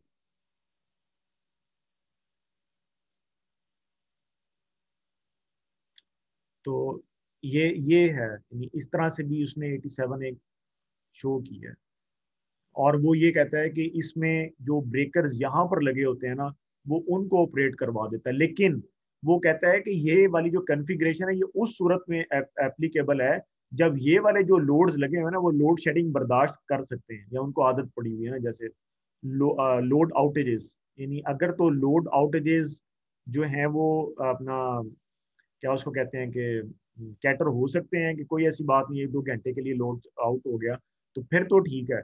वरना ये कहता है कि कभी भी आप इसको इस तरह ना करें, क्योंकि फिर क्या होगा अगर यानी वो कहता है कि वरना आप यहाँ पर एक सिटी रख के वो ऐसे डॉटेड से शो कर रहा, आपको याद आ गया होगा, कि फिर आप इसी तरह ही करें जैसे भी हमने किया।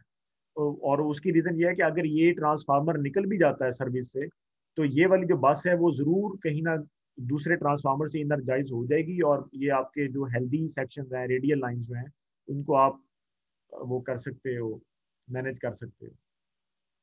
ठीक है, सर ये अब है। ये जो हमारी 87 है सर, सर अब हाँ ये हाँ हमारी कंप्लीट जो है सर, यानी कि सर्किट को ये सर कंट्रोल कर रही है अभी। हाँ हाँ तो सर अगर हमारा फर्ज करें सर, किसी भी लोड में सर हमारे क्या कहते हैं कोई फॉल्ट वगैरह आता है, तो सर ये हमारा ये सारा जो है। डिफरेंशियल है। नहीं नहीं नहीं नहीं नहीं, लोड में नहीं नहीं नहीं, ये मैं बता रहा हूँ, लोड के लिए 51 ही होगी। लोड के लिए आपने जो है ना वो 51 ही लगानी है, और ठीक सर। हाँ जी, वो आप यहाँ पे लगाओगे, इस रेडियल लाइन में अलग आप लगाओगे, और इस रेडियल लाइन में, अच्छा बिल्कुल इस रेडियल लाइन में आप अलग जो है वो लगाओगे, बिल्कुल ऐसे ही। ये कभी भी नहीं है कि ठीक है सर। 87 जो है वो आपका फार एंड जो फॉल्ट है उसको भी, नहीं नहीं, 87 की तो डेफिनेशन ही एक जोन है ना। ये तो जोन उसने इस तरह से बनाया कि बाज़ का जोन इस तरह से भी बना लिया जाता है। उसकी वजह क्या है? उसकी वजह ये है क्योंकि जो बस होती है ना आपकी, उसको भी डिफरेंशियल प्रोटेक्शन चाहिए होती है। तो जहाँ पे आपका ग्रिड के पास पैसे थोड़े होते हैं, या जहाँ पे लोगों को उनको पता होता है कि हमारी लाइटें चली जाती हैं, वहां पे वो अपने देखें, जब आप बस का डिफरेंशियल बनाएंगे तो आपको जो है सिटीज के साथ इनपुट आपको चाहिए होगी। ठीक है, यानी 2 सिटीज से आपको इनपुट चाहिए होगी, और फिर एक रिले आपको चाहिए होगी, प्लस आप ब्रेकर जो है वो अलग आप उसको एक लीड देंगे रिले से ब्रेकर तक। तो उसको आपने ना ये सारी चीजें फील्ड के पॉइंट ऑफ व्यू से सोचनी है, ये इकोनॉमिकल करने के लिए कि ये वाला जो लोड आउटेजेस हैं यहाँ पर होती रहती हैं, कोई ऐसी बात नहीं है। तो वो, और फिर ये भी है ना कि इस जोन में बहुत खाल खाल, वेरी आप कह लें कि यानी बहुत कम कंडीशंस होती हैं, या लेस फ्रिक्वेंट, यूं कहना चाहिए आप, ठीक है, कि लेस वेरी जो है ना फ्रिक्वेंट आपके फॉल्ट्स आते हैं जोन में, जो ट्रांसफार्मर का जोन होता है ना, उसकी रीजन क्या है? वेरी लेस, यानी इंतहाई कम फॉल्ट आता है। उसकी रीजन क्या है? क्योंकि ग्रिड पे लोग टेक्निकल बैठे हुए हैं बाकायदा से, और वो मेंटेनेंस का ख्याल रखते हैं, सेपरेशन का ख्याल रखते हैं फेजेस की, और चेक्स होते रहते हैं, टेस्टिंग होती रहती हैं। तो इसीलिए 87 को वो ये वाला बस के साथ डिफरेंशियल उसकी बना लेते हैं। वो कहते हैं यार कि जब देखो, जब इसका ऑपरेशन ही खाल खाल होता है, साल में एक दफा, बल्कि उसको वो टेस्ट करके देखते होंगे कि रिले जैम तो नहीं हो गई। बाज़ औक़ात ऐसे भी होता है कि आपने देखा होगा, रिलेज जो आपके घर में रिलेज है उसके ऊपर बाज़ औक़ात ऐसे लिखा होता है प्रेस मंथली। प्रेस मंथली उसका मतलब ही ये होता है कि ये जैम ना हो जाए, आप इसको मंथली एक दफा प्रेस जरूर कर लें। ये आप पढ़िएगा, ये जरूर रिलेज के ऊपर लिखा होता है प्रेस मंथली। तो जब आपको पता है कि एक चीज का ऑपरेशन ही बहुत लेस फ्रीक्वेंट, तो आप उसका जोन बड़ा बना लेते हैं, उसमें आप ज्यादा चीजें ले आते हैं कि चलो इसका जोन ही फिर बड़ा कर लेते हैं। लेकिन जहाँ पे आपकी हाई टेंशन होती है ना, या एक्स्ट्रा हाई वोल्टेजेस, वहां पर फिर वो जैसे उसने कई स्कीम्स बताई हैं कि लीड की स्कीम अलग हम रखेंगे जी, ठीक है, क्योंकि अब वहां पे भी फिर सेग्रीगेशन या क्लासिफिकेशन बन जाती है। ये वाला जो मैंने बताया, ये आपका MV LV to MV network है। LV to MV 400 volt 211 kV, आप यूं कह लो। मगर जो आपका high voltage to extra high voltage है ना, उसमें ये वाला जो आपका 87 का जो जोन होता है, इसको भी वो फर्दर डिवाइड कर लेते हैं, जैसे आपने बुक में देखा। अब उसमें भी उनको ना जो लेस फ्रीक्वेंट है उसमें भी उनको क्लासिफिकेशन करनी पड़ती है, कि जो लीड्स हैं, जो आप यूं कह लें कि लीड्स या जो जोन है, वो इतना बाजुकात होता है कि वो कहते हैं कि चूंकि ये ट्रांसफार्मर बहुत बड़ा है, बहुत MVA का ट्रांसफार्मर और एक्स्ट्रा हाई वोल्टेज है, तो इसका जोन छोटा कर लो और छोटा कर लो। जैसे वो जनरेटर में बता रहा था कि जितना कन्फाइंड जोन होता है उतना हमें फायदा होता है। तो इसका जोन एक बिल्कुल, इसको हम 87T कह देंगे। फिर वो इसको कह रहा था जी 87B1, ये बस जो बस आपकी इधर आ रही है, ठीक है, इसको 87B1 87B2, और इस तरह से हम उसको भी आगे डिवाइड कर लेते हैं, ठीक है। मगर वो वाला ग्रिड फिर बड़ा ग्रिड होता है, वहां पे ये चीजें मैनेज की जा सकती हैं और होनी चाहिए, क्योंकि वो अगर बैठ गया, बंद हो गया, तो फॉल्ट को लोकेट करना प्रॉब्लम ना हो, हमारे लिए फौरन पता चल जाए कि 87T ऑपरेट हुआ है, या 87B1 ऑपरेट हुआ है, या 87B2 ऑपरेट हुआ है, या 87OA ऑपरेट हुआ है। 87OA भी उसने एक साथ लगा दी थी ओवरऑल, सही। तो ये बाजुकात ओवरऑल लगाते हैं वो बैकअप के लिए। जारी बात है, अगर आपने हर बस के अलग अलग रखी है, 87T अलग रखा है, तो 87OA एज अ बैकअप ही होता है। ठीक तो इस सर। लेकिन ये बात, हाँ हाँ। सर जो हमारा ये सिटी जो सर हमारी अटैच 87 के साथ ही अटैच है ना, तो सर हाँ इसमें जो जी, भी फिर यानी कि फॉल्ट वगैरह आएगा तो सर 87 ही फिर मेरी ऑपरेट होगी 87 ही होगी। और आप सेम सिटी से आप जो है 51 भी आप ऑपरेट करवा सकते हैं। ठीक हो गया सर। हाँ, ये उस सूरत में होगा अगर आपको एक्स्ट्रा लीड नहीं चाहिए होगी। अगर रिलेज साइड बाय साइड लगी है ना, तो एक सिटी से आ रही इनपुट को आप मल्टीपल रिलेज में दे सकते हैं, व्हाई नॉट। ठीक सर। ठीक है, तो इस तरह से यहाँ तो मैंने तो इसको अलग अलग शो किया, क्योंकि नीचे वाली रिले जो है ना वो रिवर्स पोलैरिटी में लगी है। तो इसीलिए, क्योंकि हम यहाँ पे सॉफ्टवेयर पे काम कर रहे हैं, तो I have shown it separately as as a separate independent के इस सिटी का ये रिले है। इस तरीके से जैसे हम जनरली शो करते हैं, एक आप यहाँ पर लगा दें जैसे हम कर रहे थे।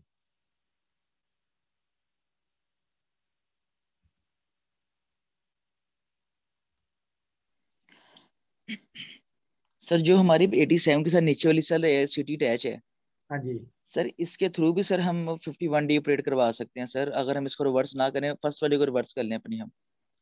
इसके साथ फिर ऐसे होगा कि जो आपकी जो रिले है, उसका, लेट मी सी, उसमें ये होगा कि फिर ना हम रिले को अगर देखें तो उसको इनपुट आ रही होनी चाहिए, अब वो सिटी के आउटपुट पे है कि अगर सिटी के 2 आउटपुट वो दे रहा है, ठीक है, तो फिर है मतलब लेट्स से कि if we need to operate 2 relays for 1 CT, तो फिर ये सिटी की पहले हमें 2 आउटपुट्स चाहिए होंगी एक्चुअली। या एक ये हो सकता है कि लेट्स से कि अगर मैं यहाँ से एक रिले लूँ and connected with the same city, तो वो नहीं ले रहा कनेक्शन क्योंकि उसका आउटपुट फिलहाल एक है ना। ठीक सर।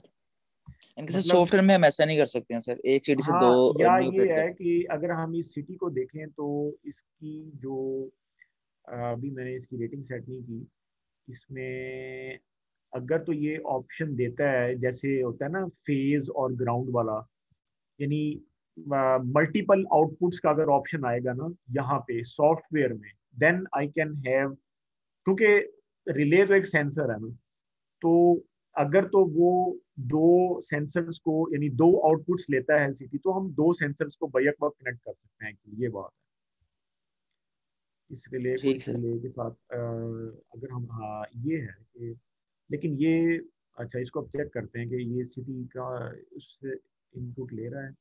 अगर तो ये ले रहा है तो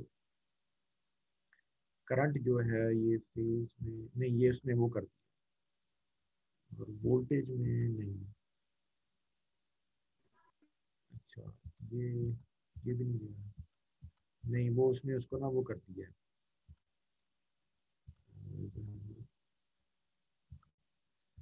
तो ये उसकी वोल्टेज इनपुट है ना एक्चुअली यहाँ पे। अच्छा एक सेकंड, उसकी ये वाली है, अगर हम यहाँ से, नहीं ये नहीं, नहीं, नहीं, ये तो और चीज़ बन गई, ये वो उसकी इनपुट नहीं ले। अच्छा सिटी 13 आ गया है इसमें, सिटी 13 जो है, मगर वो आया रिले के दूसरे एंड से है। ये सिटी 13 ही है ना मेरा, एक मिनट चेक करूँ। ये मेरा सिटी 13 है, तो ये रिले की इनपुट में आ रहा है ये, मगर I see how I have connected कि ये इसके दूसरे इनपुट से कनेक्टेड है। अब ये सेकेंडरी 5 है, प्राइमरी वो कह रहा है कि कोई नहीं आ रहा। अब ये नहीं है एक्चुअली, प्राइमरी भी तो शो करना चाहिए ना फिर उसको, जी ये सर भी तो ऐसे बात, ही। ठीक है। अगर तो वो उसका जो है अपना प्राइमरी शो करता है, तो मैं कहूँगा कि ये बिल्कुल सिटी से कनेक्टेड है। अगर ये प्राइमरी नहीं ना शो कर रहा और सेकेंडरी शो कर रहा है, इसका मतलब ये है कि जो इनपुट रिले को आ रही है, यानी उसके सेकेंडरी पे जो 5 एम्पेयर है वही इसको आ रही है, प्राइमरी है नहीं। और सिटी 13 मेन है जहाँ से आ रहा है, ठीक है। तो प्राइमरी नहीं वो शो कर रहा, जो कि शो नहीं, आम रिले में जब हम उसको लगाते हैं तो वो उसका जो प्राइमरी है वो शो कर रहा होता है, देखे ना प्राइमरी एम शो कर रहा है। तो यहाँ पर मैं कह सकता हूँ कि जो है ये वाला जो मेरा सिटी है ये डायरेक्टली, या ये रिले जो है ये सिटी के साथ डायरेक्टली कनेक्ट है एक्चुअली, ये बात है। लेकिन फील्ड में बिल्कुल ऐसे ही है, और उसने जिस तरह से दिखाया उसमें अगर तो फासला नहीं है, क्योंकि ना हमारा सिटी का बर्डन होता है। अच्छा अच्छा, हाँ एक और बात है उसमें ये है कि, हाँ उसमें ये मैं आपको बता दूं, उसमें ये है, ये मैं आपको बोर्ड पे बता दूं, ये बड़ा अच्छा टॉपिक है और ये हमने किसी हद तक डिस्कस किया भी हुआ है क्लास में। ये एक्चुअली ऐसे ही है ना कि आपका जो एक सिटी है, ठीक है, अगर तो ये आपका एम आर है, मल्टी रेशो है ना, तो फिर तो बिल्कुल ये इस तरीके से काम करेगा ना, ऐसे, ठीक है। ये आपका लेट्स से 600:5 है, ये अब आपका 1000:5 है, फिर तो you don't have any problem. But on a single tap आप 2 रिलेज को कनेक्ट नहीं करते, क्योंकि फिर इसका बर्डन ज्यादा हो जाएगा, यानी ये 100:5 का जो बर्डन है ना वो इंक्रीज कर जाएगा और एरर्स ज्यादा आएंगे। पहले ही हम इसके एरर से तंग हैं, तो ये नहीं आप करेंगे, यानी एक टाइप ऑफ रिले जो है ना वो आप इधर लगाएंगे। अच्छा समझ आ गई बात की। तो ये अब आपके पास है 1500:5। हाँ, एक सिटी पे, अब यहाँ पर कहने को तो एक सिटी है लेकिन मैं मल्टीपल रिलेज लगा रहा हूँ, ये इस तरीके से लगेंगी मल्टी रेशो के तहत, अगर वो मल्टी रेशो ले रही है, ये भी डिपेंड करता है ना। ठीक है। और बुक में वो इस तरह से शो कर रहा है, वो उसका मकसद ही यही है 87 और उसके साथ वो ऐसे 51 को भी शो कर देता है, 87T और 51। तो जैसे ही है ना, उसका मकसद ये होता है कि चूंकि 51 का तो 51 का तो टैग ही और होगा, जो सिटी से टैग आ रहा होगा ना इसका रेशो का, वो और होगा, और 87 की तो चीज ही अलग होती है, लिहाजा वो इस तरह से शो कर देता है। अब ये सिटीज यहाँ पर लगे हुए हैं इस तरह से, इस तरह से बुक में वो इस तरह से शो कर रहा है। उसका मकसद ये है कि ये वाले जो सिटीज हैं, इनका चूंकि ये मल्टी रेशो है, और सिटी कभी भी फील्ड में मल्टी रेशो के बगैर नहीं आता, तो उसका एक रेशो लेकर आप 51 से कनेक्ट करते हैं। ठीक है। For the sake of simplicity वो उसको इस तरीके से शो कर देता है, ऐसे नहीं करता, ऐसे शो कर देता है। ठीक है, मगर उसका मतलब ये ठीक है बात। सर। अच्छा, एक और बात ये भी सुन लो कि ये वो वाली बात है जो कि बिल्कुल, यानी ये कंसेप्ट ये है that we cannot have multiple relays, यानी कंसेप्ट ये, we cannot have multiple relays on the same terms. Why? Because the burden would increase. This is the very very important concept and very very important thing के कहीं भी आप इसको as a very strong concept of protection आप इसको बता सकते हो, तो या पूछा जा सकता है। ठीक हो गया। लेकिन लेकिन ये भी आप गौर से सुनो, बात ये है कि when when the with the advancement of the power electronics and electronics, you have seen कि एक फैमिली होती है, मिसाल के तौर पर 51 की। अब एबीबी की जो 51D की जो फैमिली है, 51D की, उसमें आपके पास जो है वो 51Y भी है, 51 जो है वो I भी है, 51E भी आ रहा है, सिंपल 51 भी है। ठीक है ना, इस तरह से है।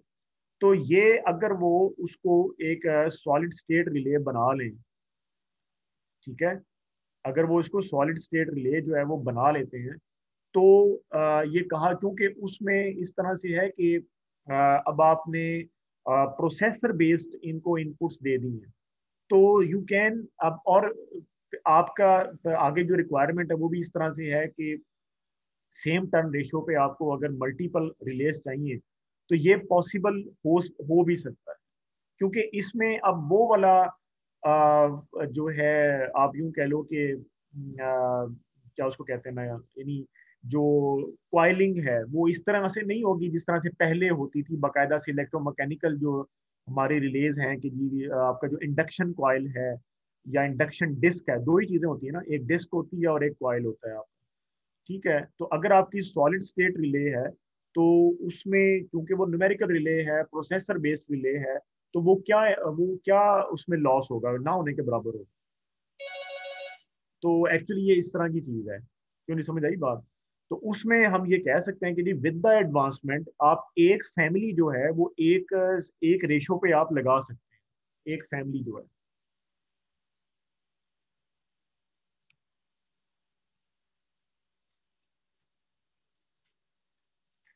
क्योंकि सेम प्लेस पे बाज औकात आपको वेरी इनवर्स भी चाहिए होता है, मतलब आप इसको रोबस्ट ऑपरेशन बना सकते हैं। मैंने समझ आई, ये है यस एक्चुअली। सर। ठीक है सर। हाँ और सर इसका बर्डन सो जब सर हम मल्टी हाँ ओसीआर से जब हम अटैच करते हैं रिले, तो सर हाँ हाँ। सिटी का बर्डन सर इंक्रीज नहीं होता है फिर? उस नहीं, पर मैंने कोई इफेक्ट नहीं बताया ना आता? कि देखिए ना, ये देखो मेरी बात सुनो, बात ये है कि ये है सॉलिड, यानी इसमें अब आप यूं बिल्कुल आप इलेक्ट्रॉनिक्स में आ जाए ना, कि ये आपका प्रोसेसर है। No, it would have to decide, यानी उस चीज को आप बिल्कुल, अब वो जो जैसे डीएलडी या जो जैसे वो है ना आपके, like you can consider them as sensor. और सेंसर कितनी इनपुट लेगा एक्चुअली? मेन एक्चुअली जो बर्डन है ना, वो सिटी से लेके ना, तो इस सॉलिड स्टेट रिले तक का सफर जो है वो आपने कर लिया हुआ। ठीक है, और अब इस रेशो के तहत किया है 1000:5। और ये कोई मामूली बात नहीं है, फील्ड में जब आपने तारें बिछानी है, तो it's not a simple thing. आपने पूरी ट्रेंच तैयार करनी है, ट्रेंच आप समझते होंगे, यानी वो खंदक जिसको जी, कहते हैं, केबल या ट्रेंच होती है सर। जी जी, उसमें जब आप 1000:5 से, और ये सिर्फ एक लीड नहीं होती, ये मल्टीपल लीड्स होती हैं, 2 से 3 होती हैं, ताकि अगर एक लीड में खराबी आ जाए तो स्टैंड बाय लीड को फौरन आप अपने रिलेज के साथ कनेक्ट कर सकें। और इस तरह से ये प्रोसीजर होता है। तो मेरा कहने का मकसद ये है कि when you have a lead from CT to the right to your protection panel और स्विचिंग पैनल जो आपका है। और फिर अब एडवांसमेंट के साथ आप एक फैमिली आपने ये ली हुई है, और any one can have any ratio available. ठीक है, 600/5 से भी ले आओ, 1000/5 से भी ले आओ। बार बार तो नहीं इंजीनियर आके लीडें निकालेगा, सारे से वो लीडें निकाल कर दे देगा कि भाई आपको, अब आप देख लें भाई जी, जो आपको अवेलेबल है ना वो आप कनेक्ट कर। और may be it the processor is so much robust that it can select dynamically whichever ratio is required by whichever relay is possible। यानी इस कदर हम आगे भी सोच सकते हैं। यानी अभी तो हम initially one type of operation for one type of CT and that thing we are studying, but in the field इस तरीके से तो काम बहुत ही टफ हो जाएगा, क्योंकि एक ग्रिड जो है वो कई जगह से इंटरकनेक्टेड होता है, कई जगह की प्रोटेक्शन कई तरह की आपको करनी पड़ती है।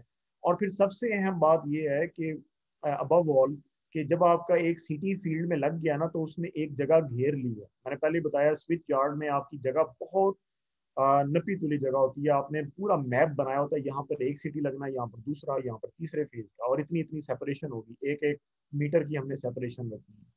ठीक है, या हाफ मीटर की या पौने मीटर की सेपरेशन रखनी है, और क्योंकि एक्स्ट्रा हाई वोल्टेज में। उसके बाद अब एक सिटी मल्टी रेशो ले लिया गया, आज इंजीनियर ने आके 5 रेशोज की लीड्स निकाल कर दे दी हैं, कल एक और, फिर वो कहेंगे यार एक ही दफा सारी लीड्स ले जाओ भाई।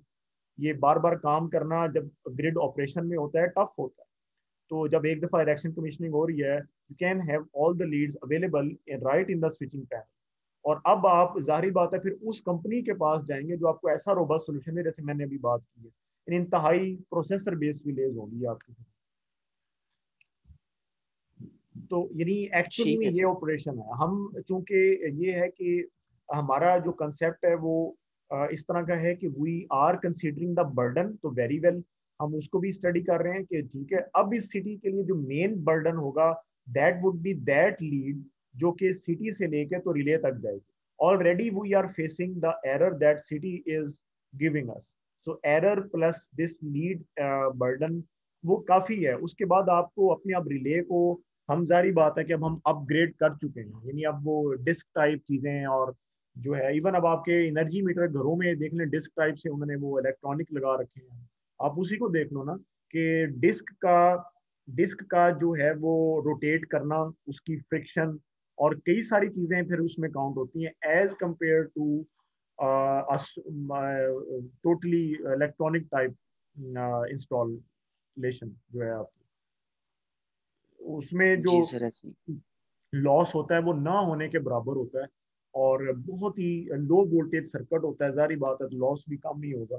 तो वो ज्यादा विद द एडवांस मैंने जैसे वो आपको बताया था कि रिले डिजाइनिंग में अगर आप चले जाएं तो आपके जो जितने इलेक्ट्रॉनिक्स के सब्जेक्ट हैं, डीएसडी और दिस एंड दैट, सारे सब्जेक्ट ओप एम्प्स वाले वो सब आ जाते हैं, बिकॉज अब तो फिर आप उसके डिजाइन लेवल पर चले गए ना, तो वो सेम बन गई चीज, मतलब सॉलिड ट्रांजिस्टर लॉजिक्स और सारा ओप एम्प्स आईसीज के लेवल पे चले गए हैं शॉर्टली, यानी कि वो इस तरह की चीज बन जाती है। तो यहाँ तो ये, हाँ ये फिर पॉसिबल नहीं है, ये जिस तरह से अब हम यहाँ पर कर रहे हैं ना, वो ये नहीं उसको ले रहा।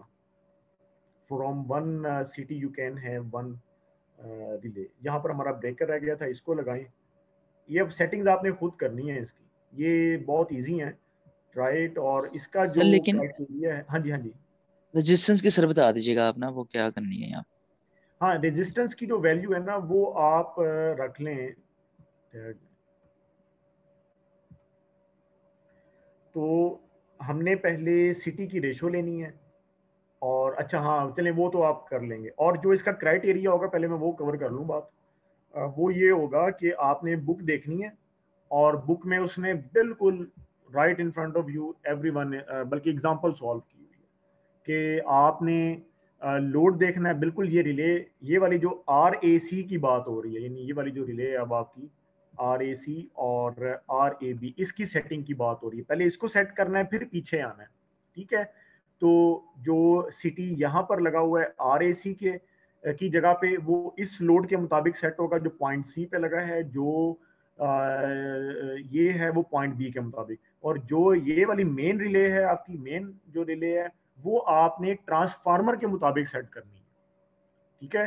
क्योंकि कल आज आपने बेशक मे बी आपने कम लोड लगाया हो, कल आप ट्रांसफार्मर की रेटिंग को देखकर लोड और ऐड कर देंगे तो दोबारा तो नहीं ना हम प्रोटेक्शन को एडजस्ट करने लग जाएंगे। तो इसीलिए he has set this relay which is very important point कि he has set the main relay with respect to the transformer settings.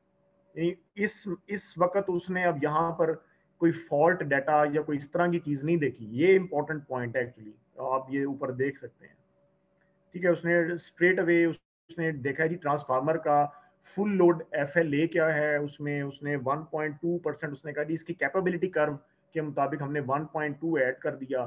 फिर उसके बाद उसने कहा कि हम मजीद जो है इसका हम मजीद जो है इसका 115% और ले लेते हैं। तो वो 828 एम्पेयर कहाँ 600 एम्पेयर था, लेकिन 600 एम्पेयर पे उसने सिटी रखा। अब आपने अगर सिटी को सिलेक्ट करना है तो आपने ट्रांसफार्मर का FLA देखना है और सिटी को सिलेक्ट कर लेना बस। उसके बाद जो आगे पिकअप की सेटिंग होगी वो आपने वो करनी है, जो मैंने अभी ये बताया कि 600 का 828 बन जाता है, वो आपका पिकअप होगा, वो आपकी रिले की सेटिंग है, ठीक है। तो ये इंपॉर्टेंट पॉइंट है कि ये रिले सिटी के सेकेंडरी पे या मेन बस पे लगी हुई है, इसको मेन बस रिले बोलते हैं ज्यादातर, ठीक है। और ये उसने जैसे ये नीचे टैग इसको दिया, coordination of transformer over current relay with the feeder protection on the low side, this tag is very important. इस टैग से आप इसको पहचाने कि ये प्रोटेक्शन क्या है जिसको आप सेट करें, क्योंकि जनरली जब भी आप बैक एंड पे रिले सेट करते हैं, यानी बैक एंड एक होती है फॉर एंड होती है जो लोड के साथ लगी होती है, जैसे RAC है यानी ये लोड को देख रही है। जो बैक एंड रिले है उसको आप फॉल्ट डाटा देखकर सेट करते हो और इस तरह से, मगर यहाँ पर ये चूंकि ट्रांसफार्मर का एक प्रोटेक्शन में आ जाता है तो इसकी सेटिंग फिर उसके लिहाज से है। ये इंपॉर्टेंट पॉइंट जो मैं बार बार एम्फोसाइज कर रहा हूँ। अच्छा, अब वो रही बात आपकी जो है इम्पीडेंस वाली, तो इम्पीडेंस को तो आप सिंपली जो है वो ट्रांसफार्मर आपका जो है, अच्छा लोड जो है एक रेडियल लाइन पर लगी हुई है तो 1.2 MVA, तो 3.3 kV पहले ही आ गया, ठीक है। और MVA आप इसका रख सकते हो लाइक 2 MVA पे आप इसको एडजस्ट कर सकते हो, ठीक है ना। यानी ये जो ट्रांसमिशन लाइन है ना, इसकी सेटिंग आप डबल द लोड करके सेट कर लें, डबल द लोड कैसे, ये आपका लगा हुआ है लोड, इसका आप नेम प्लेट देख लो, इसके नेम प्लेट में आपके पास लोड आ रहा होगा विच इज़ 209.9 एम्प्स, ठीक है। तो आप इसका ये लोड जो है वो डबल हो सकता है, कभी भी ज़्यादा हो सकता है, फिर आपकी ये लाइन जो है वो ओवरलोडेड ना हो जाए, ठीक है। और कम से कम रिले भी आपकी डबल पे ही जाकर लगी होती है, तो इसीलिए इसकी जो रेटिंग है ट्रांसमिशन लाइन की जो Z13 है वो क्या था 249 था, तो 250-500 के नज़दीक आप इसको और ज़्यादा कर लें, फिर 2.5 कर लें तो ये 437, ये भी जस्टिफाइबल है, या इसको थोड़ा सा और ज़्यादा करके देखते रहो, ऐसे 472 हो गया, चले पूरा 3 करके देख लेते हैं तो वो 524 हो गया, ज़्यादा हो गया, चलो मतलब वो तकरीबन 250 था ना, 250 एम्प से 500 के हिसाब से हम देख लें तो 2.8 या 9 के नज़दीक बनता है जाके आपका, बस ये बनता है। तो इस तरह से आप इसकी सेटिंग कर लिए, क्योंकि ये ट्रांसमिशन लाइन है, मतलब इसको आप इस तरह से एडजस्ट कर सकते हो। चल ये काफ़ी है मेरे ख्याल में, ठीक है। और इसकी आप सेटिंग्स ओहम्स में लें, परसेंट में ना लें, क्योंकि हम पीछे भी ओहम्स में सेटिंग्स ले रहे हैं। और इसका जो आपने R रखना है, इसका R आप वो वाला रख लें जो आपने ये Z9 को एडजस्ट किया है, Z2 को एडजस्ट किया है, जो कि आपके लोड एंड पे लगे हुए थे, ठीक है। इस तरह का आप इसका Z या R आप सिलेक्ट कर सकते हो। इसको आप खोलें तो ये आपके पास इसकी रेटिंग आ रही होगी, और ये किस लोड पे लगा हुआ है, ये 1.22 MVA पे लगा हुआ, तो तकरीबन सेम ही है। तो इसका R और Z का डाटा, पॉजिटिव और ज़ीरो का डाटा आप स्ट्रेट अवे ये उठा सकते हो यहाँ से, 0.5 and 5 and 0.622 and 13. Just set these straight away, copy paste these values in Z13 and Z14 both, ठीक है। सर एक चीज और, ये जो सर लोड हमारे यहाँ पे लगे हुए हैं हाँ जी हाँ सर, ये जी। दोनों सेम है, तो सर जब हम अपने सिटी की रेशियो सेट करेंगे इनके अकॉर्डिंगली, तो सर दोनों की फिर रेशियो सर सेम आएगी, और सर फिर इनका पीक भी हाँ फिर सेम आएगा, वो तो सर फिर at a time sir on होंगी, ऑपरेट होंगी। नहीं, जब देखें अच्छा अब आप उसके लिहाज से बात कर रहे हैं। देखें जब आप बस 16 पे फॉल्ट जनरेट करेंगे तो फॉल्टी लाइन तो आपकी ये वाली हुई ना, बस 17 वाली फॉल्टी लाइन तो नहीं हुई। तो अब आपकी, एक सेकंड मैं इधर उठा के इसको इधर ले आऊं, अब आपकी जो रिले 10 है इसको ऑपरेट करना चाहिए और रिले 9 को ऑपरेट करना चाहिए। जब आपकी बस 17 पे फॉल्ट जनरेट होगी तो बस अपना रिले 11 को रिले 9 को ऑपरेट करना चाहिए। ठीक है सर, उसके अकॉर्डिंगली सर हाँ फिर देख लें। हाँ, नहीं नहीं, ठीक, वो एक साथ क्यों ऑपरेट करेंगी, एक साथ तो ऑपरेट नहीं करेंगी, वो तो अलग अलग लाइंस में लगी हुई है ना। ठीक है सर, ठीक है। हाँ, तो रिले 9 जो है इसमें आपने ना रिले 10 का, इसको आप ना वेरी इनवर्स करके सेट कीजिएगा कि चूंकि ये बिल्कुल ट्रांसफार्मर के साथ है तो यहाँ पे जो फॉल्ट का जो करंट होगा ना वो बहुत ज़्यादा होगा। तो इसीलिए आपने जब इसको एडजस्ट करना होगा ना तो इसको इस तरीके से कोऑर्डिनेट करें कि रिले 10 को आप अगर आप सिंपल इनवर्स लेते हैं या इस तरह से जैसे हमने वो देखा था, तो इसको आप जो है वो वेरी या ई करके सेट करें, तो इसका जस्टिफिकेशन बनती है। क्योंकि अगर आप ट्रांसफार्मर को खोलें ना, मतलब आपका फॉल्ट करंट कितना फ्लो कर सकता है वो मैं आपको बता रहा हूँ। यानी रिले 9 ये जो सिटी 12 है, सिटी 12 को कितना फॉल्ट नजर आ सकता है टोटल, क्योंकि यहाँ से टोटल फॉल्ट करंट जो है वो कितना, अगर दोनों पे फॉल्ट आ जाता है, अगर तो एक लाइन पर फॉल्ट आएगा फिर तो जारी बात है कि उसका हाफ ही फ्लो कर रहा होगा, मगर जो टोटल फॉल्ट करंट ये दे सकता है वो ये दे सकता है ये, which is 7.95 kilo ampere in total. ये समझ आई, अगर आपका बस 15 पे फॉल्ट आप जनरेट करते हो ना, बस 15 पे, तो 7.95 किलो एम्पेयर करंट फ्लो करेगा आपका।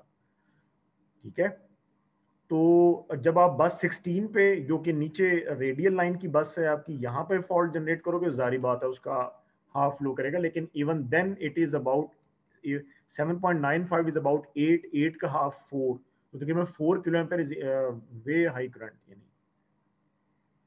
ठीक सर। तो इसीलिए रिले 9 की जो सेटिंग है ना, that must be some not should be some simple inverse, some e or some very inverse, extreme या very inverse करके इसको आप सेट करें, और रिले 10 को उससे कम ग्रेड का रखें आप, और ये भी ट्राई करें कि एबीबी के अलावा दूसरी रिले बेशक ले लें आप। ठीक है, अच्छा उसमें मे भी आपको कोई सेटिंग्स पिकअप की या इस तरह से दूसरी मिले जो हमने यहाँ पे नहीं रखा, मगर इट्स अप टू यू, अगर आप एबीबी के अलावा सीमेंस की रिले लेके सेट कर सकते हैं तो वो आप एडजस्ट कर सकते हैं, तो वो भी आप ले सकते हैं। यानी ज़रूरी नहीं कि एबीबी की ली जाए, मगर हमने चूंकि इसके साथ प्रैक्टिस की है और इसकी मैंने वो कर्व्स भी अपलोड की हुई थी और सेटिंग्स बड़ी अच्छी हो गई नो डाउट, तो तो आप इसकी रिले भी ले सकते हो, वरना आप जो है वो जो दूसरी कोई कंपनी है उसकी रिले भी आप ट्राई कर सकते हो। और सर जो रिले 9 के साथ सिटी लगी हुई है सर, इसकी सिटी की रेशियो की सेटिंग सर ये एफएल के अकॉर्डिंगली करनी है, ट्रांसफार्मर का जो आता हाँ है जी सर हाँ जी हाँ जी, सेकेंडरी बिल्कुल सेट। बिल्कुल, ये एफ एल है, बिल्कुल स्ट्रेट अवे एफ एल है। जो आपका ये ठीक है ट्रांसफार्मर सर। आप खोलेंगे, इसको आपने रेटिंग में जाना है, और जनाब ये 437 ये बिल्कुल 500 पे सेट होगा, ये सिटी आपका स्ट्रेट 500 पे आएगा। ठीक सर।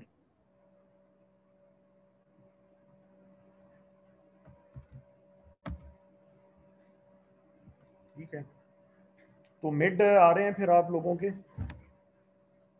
आपका मेरा ख्याल है जुमेरात को बनता है प्रोटेक्शन वाला ना।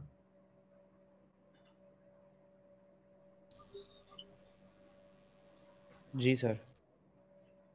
चलो वो तो खैर थ्योरी वाली बात है। हाँ, इसमें बताओ कोई और चीज़ जो जैसे और डिस्कस करने हैं।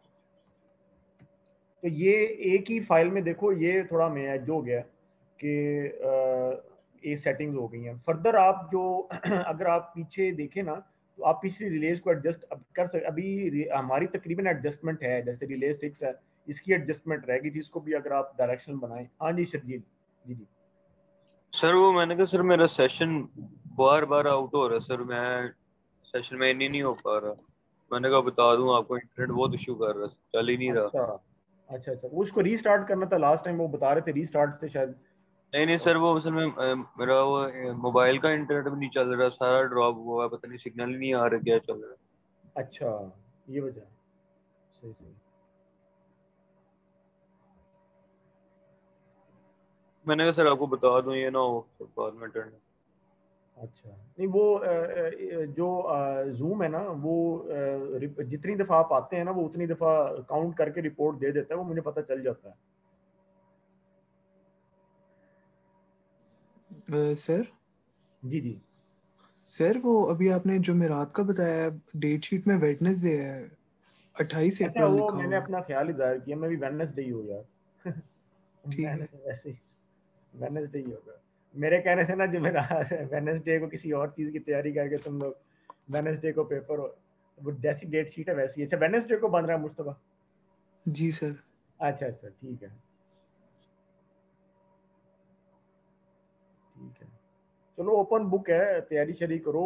बिल्कुल टाइम के मुताबिक ही पेपर आएगा। यानी अगर हम पेपर की भी बात कर लें तो यानी कोर्स में से होगा, जो पढ़ा हुआ है वो होगा। आउट ऑफ कॉन्टेक्स्ट मैं क्वेश्चंस नहीं देता, आपको पता है, जो लोगों ने पहले मेरे से पढ़ा, बिल्कुल भी out of context, out of box इस तरह का नहीं आएगा। बिल्कुल जो आपका कॉन्टेक्स्ट वाइज जो पढ़ा है हमने, जिस कॉम्प्लेक्सिटी लेवल का पढ़ा, ये भी मैं इन शॉर्ट बात करूँ कि उसका ही आएगा। और इंतहाई टाइम एडजस्टेड होगा इंशाल्लाह, क्योंकि जारी बात है, अगर टाइम मेंशन किया गया है बाय द डिपार्टमेंट तो हमने उसको अबाइड बाय करना है, तो पेपर उसके मुताबिक ही होगा। ठीक है, तो यानी यू कैन थिंक कि the preparation needs some very smart preparation actually, कि उसमें आपको पता हो कि जो है कौन सा मैं तो आपको ये कहूँगा कि ऑनलाइन पेपर देने का तरीका यही होता है कि आपके जो सारे रिसोर्सेज होते हैं वो ओपन होने चाहिए, वरना ओपन बुक एग्जाम फिर आप उसकी डेफिनेशन पूरी नहीं कर रहे। all the resources, each and every book must be in open condition. Google should be open also. Every library, every dictionary should be open. वरना ओपन बुक की डेफिनेशन पूरी नहीं होती, मैं आपको कह रहा हूँ, बिलीव मी। और लेकिन करें खुद। Even make my recordings ready to listen, everything should be ready to consult and see, क्योंकि ओपन बुक का मतलब ही ये होता है। तो उसके बाद फिर आपने देखना है कि करना आपने है। ये एक्चुअली ये शर्त है, जो मैंने ये सारी बातें की हैं उसमें जो स्टार है वो सिर्फ ये है कि do it by your self. ठीक है, तो बाकी एवरीथिंग मेक ओपन। और सिर्फ प्रेपरेशन आप लोग मिड की अगर करें, मेरी अगर आप सजेशन ले रहे हैं तो सिर्फ इसी चीज़ की प्रेपरेशन करो कि लिस्ट बनाकर रखो कि किस रिकॉर्डिंग में क्या चीज़ बताई गई है और उसको रेडी रखो बस। और ये नहीं है सिर्फ, हाँ उसके साथ उसको तैयार भी करना है, यानी पता भी हो कि उसमें है क्या, बताया क्या जा रहा है, इतनी बस रिकॉर्डिंग रेडी करके बैग। तो उसको रेडी रखो, कंसेप्ट को देखो, लिखो, लिस्ट बना लो कि भाई ये इस तरह का कंसेप्ट जो है यहाँ डिस्कस हुआ है, और सिर्फ ये नहीं बल्कि उसको लिख लो थोड़े थोड़े points. This should be the preparation. और गुजारी बात है, वो जब आप करेंगे तो आप लोगों की आप खुद देखेंगे कि यार now you are ready with respect to exam. Open book का मकसद ही यही होता है कि you must have some resources available to consult, और उसको आप करें। ठीक है सर थ्योरी भी आएगी कि ये न्यूमेरिकल टाइप बिल्कुल क्वेश्चन ही बिल्कुल, आएंगे? थ्योरी आप बिल्कुल एक्सपेक्ट कर सकते हैं, बिल्कुल। अगर ये क्लोज बुक कैंपस वाला होता फिर तो मैं थ्योरी ना देता, लेकिन अब चूंकि टाइम को एडजस्ट करना है, और you should expect theory questions. ठीक है सर।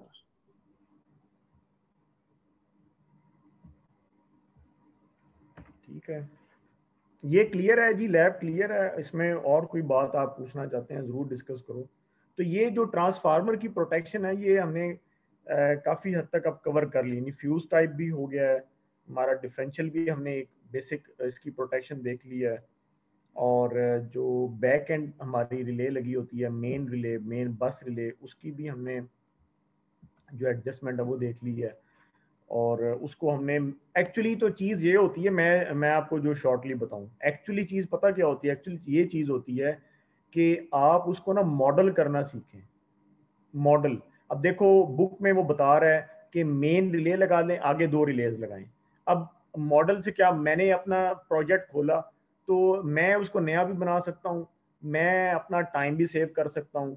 तो शुरू से स्ट्रेटेजी मैंने ऐसे रखी कि मैं फाइल्स बनाता गया अलग अलग, और मैंने ये सोचा कि मैं एक ही नेटवर्क को मैच्योर करता जाऊंगा, और हम उसी पे देख लो काम कर रहे हैं, और बाज़ औक़ात बड़े अच्छे रिजल्ट्स भी सामने आ जाते हैं, जो कि मे बी अगर मैं हर वक्त नया बनाऊं तो वो रिजल्ट्स ना सामने आए, ज़ाहिर बात है कि वो फिर पॉसिबल नहीं होगा। तो यानी द पॉइंट इज के strategy and modelling is actually the thing, जो कि अब जैसे उसने जो ट्रांसफार्मर के चैप्टर में आगे सबस्टेशन डिज़ाइन उसने बताए हैं, तो अब वो टाइम है कि चूंकि हमें 67 ऑपरेशन भी पता चल गया है, हमें 87 का ऑपरेशन और 51 का भी पता चल चुका है, तो अब हम उसका एक जो है ना यानी सोच सकते हैं कि हम कैसे उसको सबस्टेशन डिज़ाइन, जैसे उसने बताया था ना कि 2 बसेज आ रही हैं और 67L1 67L2 लगाया हुआ है, यानी जो इन फीड हो रही थी, यानी ट्रांसफार्मर टैप जहां पर हो रहा था, इसको हम बोलेंगे ट्रांसफार्मर टैप प्रोटेक्शन। ठीक है, कि जहां जैसे मिसाल के तौर पर यहाँ T2 है आपका, ये अब यहाँ पे टैप हो रहा है बस 10 पे, तो बस 10 इसका वन इनपुट है, वन साइडेड फीडर है। ठीक है, तो एक ट्रांसफार्मर को अगर 2 साइड से, ये एक और बस भी बस 10 के साथ कनेक्ट होनी चाहिए, वहां ट्रांसफार्मर टैप हो आपका, तो वो डेफिनेशन पूरी होती, जो वो बता रहा था कि 2 लाइन से आपकी जो है वो इनपुट आ रही है, ट्रांसफार्मर वहां पे टैप हुआ होगा। ठीक है, तो वहां पे हम एक ट्राई कर सकते हैं बाय द नेक्स्ट लैब कि we can tap the transformer at 2 feeding points. वहां पे आप उसको टैप करें और फिर आप आगे उसकी टैपिंग पे पहले आप प्रोटेक्शन लगाएं। अब ई टैप एक बस को दूसरी बस के साथ कनेक्ट करता है या नहीं, वी हैव टू सी।